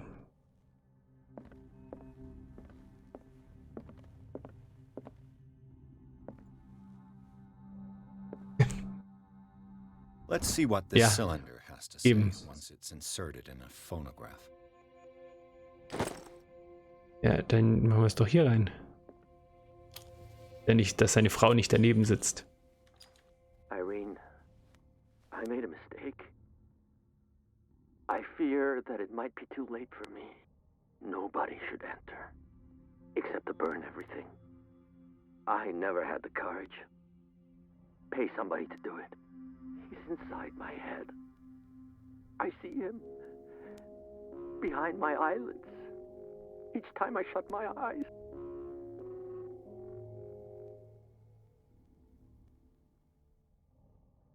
I can't take any more. I can't hold him back. Forgive me. That accursed gallery. Das hat sie sich noch nie angehört, gell? That accursed Sarah.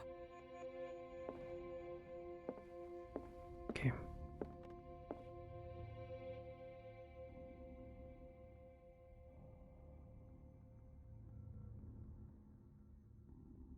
Ah, okay. Gibt wahrscheinlich noch mehr hier.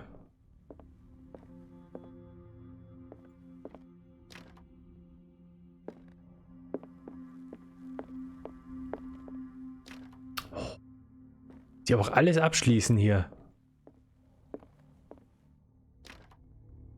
Sehr unvertrauens... Was ich sagen will, ist, sie trauen niemandem.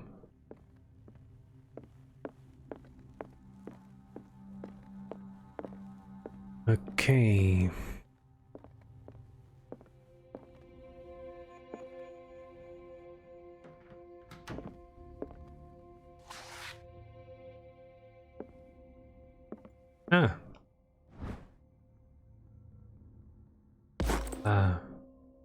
Wie wir unsere medizinischen Kenntnisse hier verbessern. A strange Amerindian pendant. I could use one of those. Es sind schon sehr, sehr viele. Jeder hat hier irgendwo Schlaftabletten am Start, gell? Strange. For months, Sarah Hawkins refused to part with her painting, to finally give it away for nothing.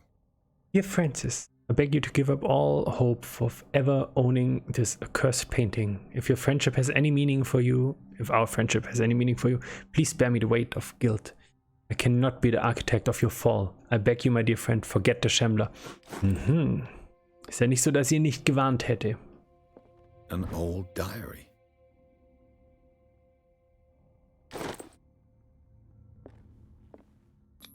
Strength.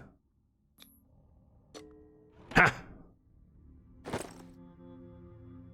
Key to the Sanders Gallery. Okay, ist ja blöd gewesen, wenn wir den nicht gekriegt hätten. That's twice you've stepped on my toes, Detective. Try not to make a habit of it. I've got a lot of bad habits. Some can be more fatal than others. What have you come looking for in this gallery?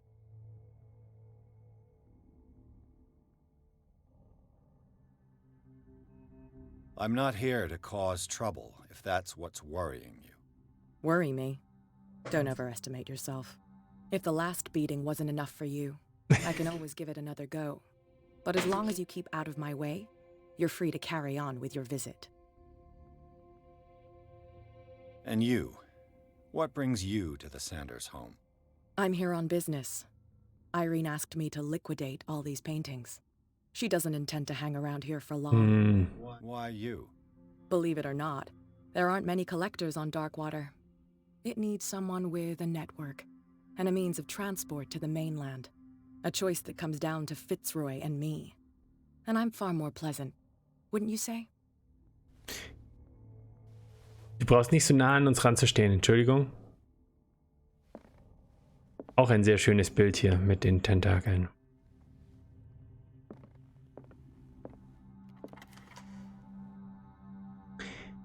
Wir schauen uns den Shambler jetzt schon noch an, oder? Oh Gott. Das hier ist kein gutes Zeichen.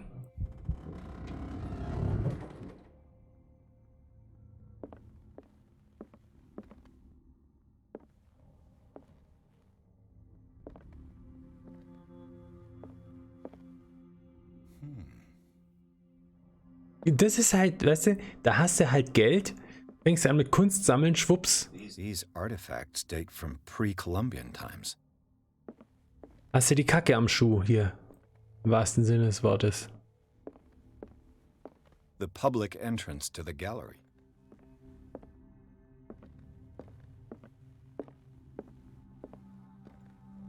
Why was he so interested in old weapons? Vielleicht, weil er was Altes töten wollte.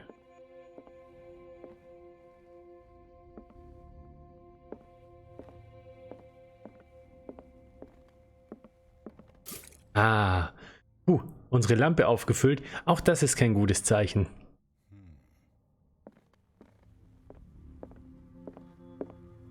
The man transformed an entire wing of his manor into an art gallery.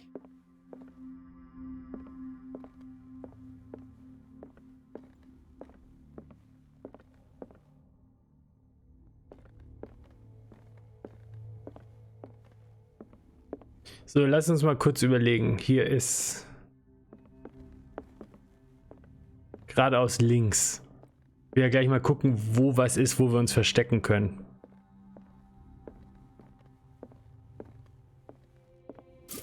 Mehr Öl. Ja, here goes nothing, huh? Aber höchstens.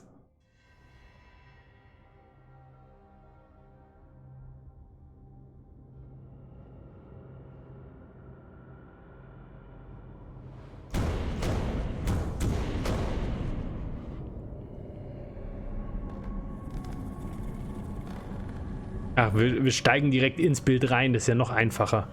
Braucht ja nicht so weit gehen.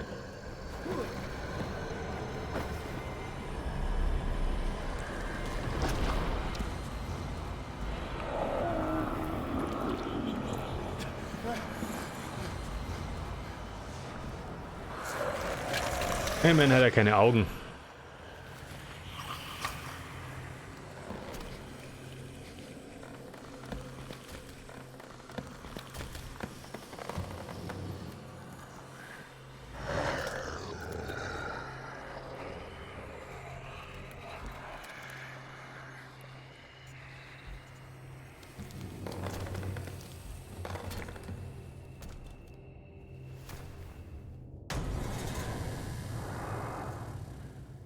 What the hell was that?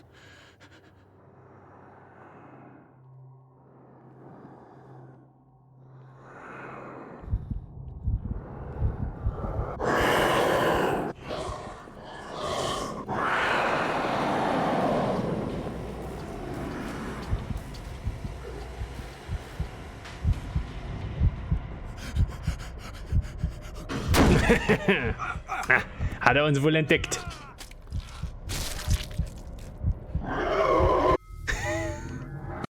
Das ging schnell. Okay, das überspringen wir jetzt. What the hell was that?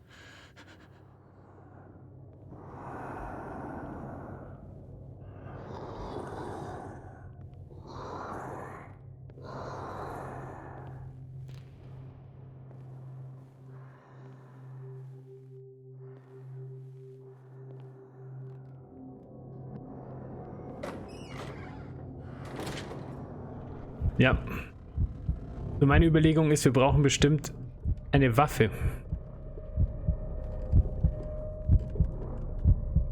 Und was wir jetzt machen, ist total dumm.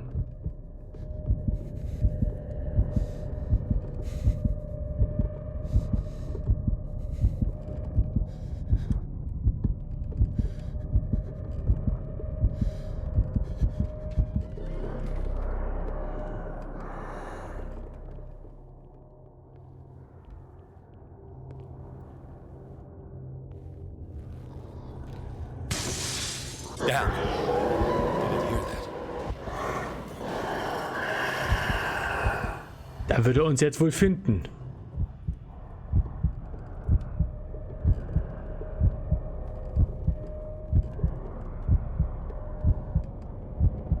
Ah, vielleicht nicht.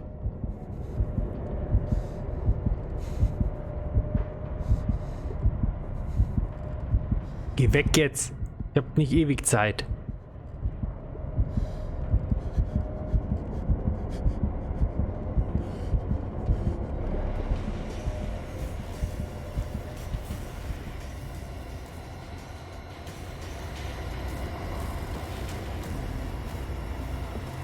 Maybe I can use this dagger. Aber wie?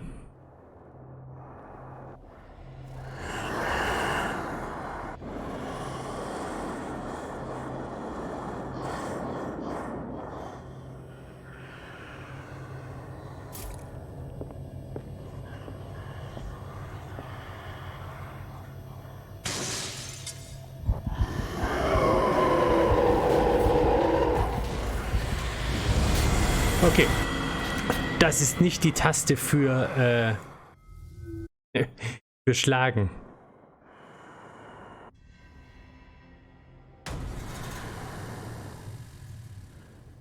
What the hell was that? Okay.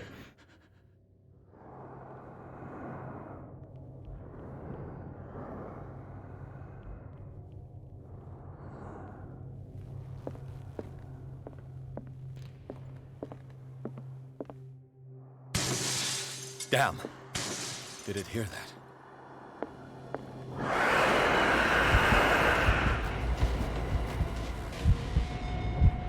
Oh!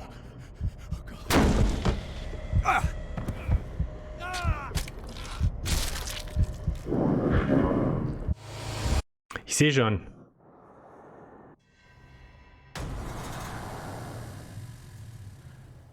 What the hell was that?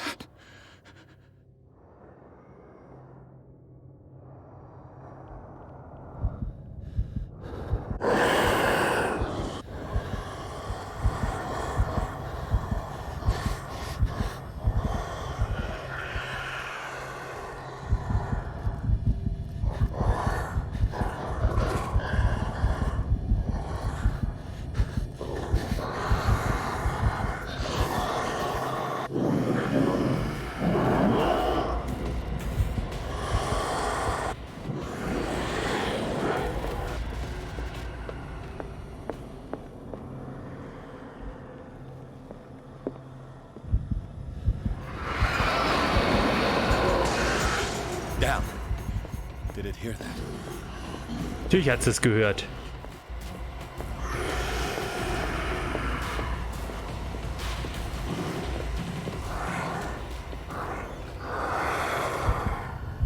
Da würde er uns auch gesehen haben. Hm?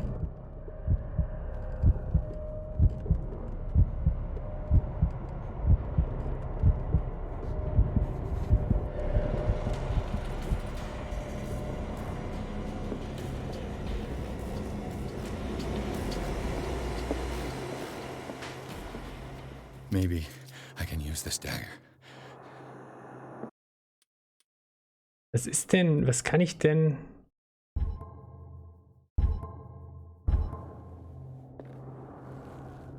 Können wir vielleicht das Bild kaputt machen?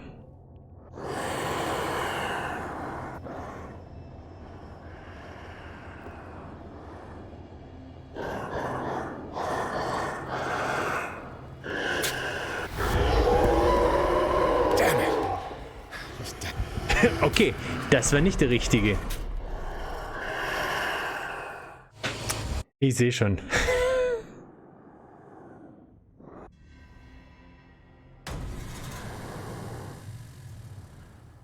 What the hell was that?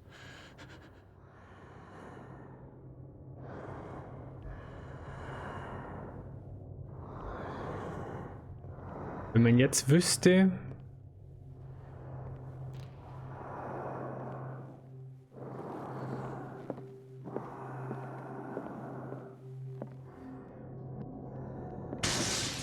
Damn. Maybe I can use this dagger.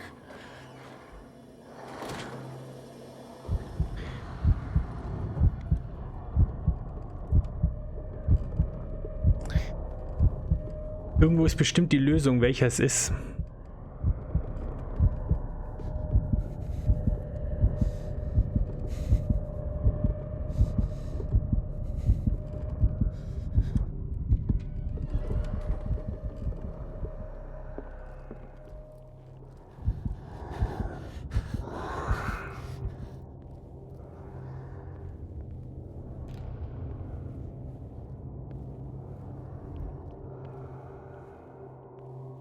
Oder Feuer.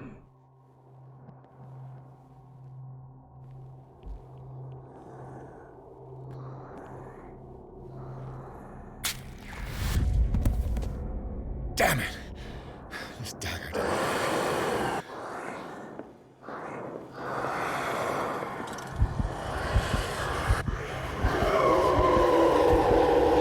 Okay, Feuer macht ihm nichts. Ja, weiß jetzt auch nicht.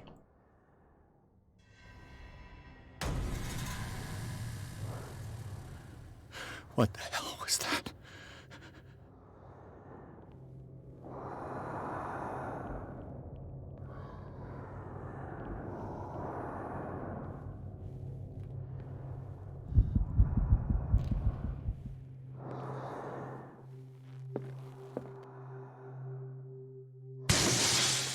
Maybe I can use this dagger.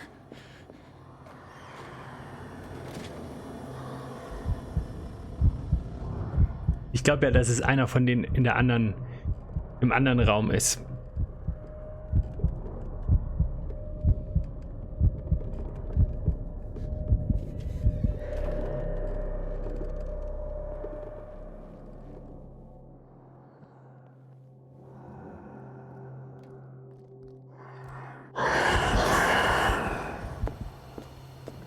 Ja, aber ich weiß nicht, ob das die beste Lösung ist. Damn it! This dagger. Is this dagger part of Xander's collection, or was he seeking to acquire? Schau mal, wo der ist.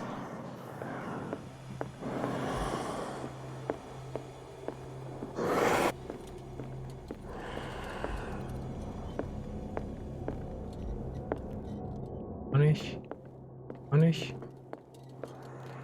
Der hier, oder? This dagger looks different. Ja, wir sind zu nah an ihm dran.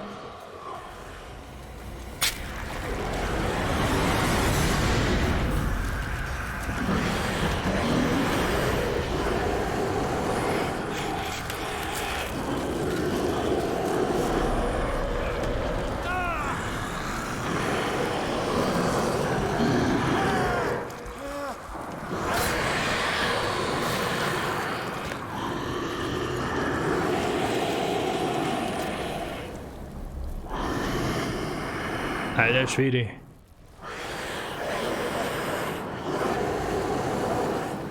Ja, schneid dir die Hand ab, schneid dir die Hand ab. What's the matter with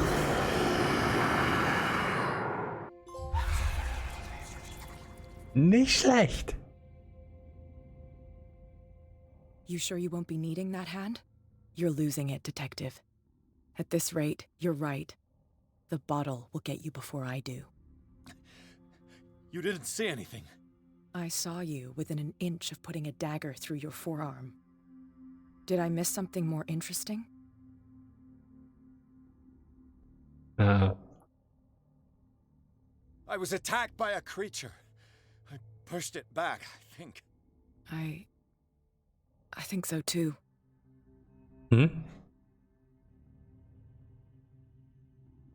You knew. You knew about the beast. What are you talking about? Think yourself lucky that I saved your hand, even if it was to save my goods. You mean me? Don't flatter yourself, sweetheart. I'm talking about the contents of this gallery. And by the way, where do you think you're going with that dagger? It saved my life. It's an extraordinary dagger. You should talk to Algernon Drake. He's an antique dealer here on Darkwater. He'll tell you all about it. From what I saw in the ledgers, it was him who sold it to Sanders. It's not your style to give me free information like that. Take it as payment for being my canary. A simple trade-off.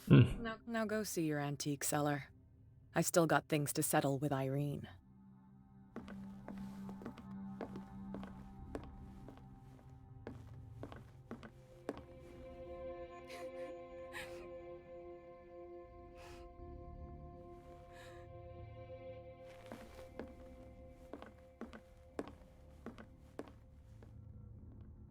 Sehr, sehr gut gemacht.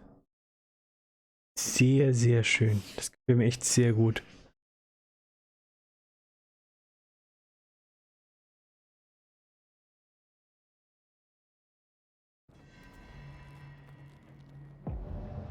Ich will auch eigentlich immer aufhören, aber es ergibt sich immer so weiterzumachen, gell?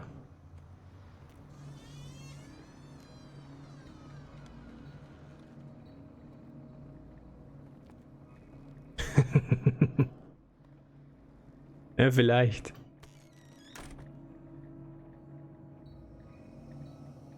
Ein Bookstore. Ich würde sagen, im Bookstore machen wir als nächstes weiter. Aber das war sehr, sehr gut.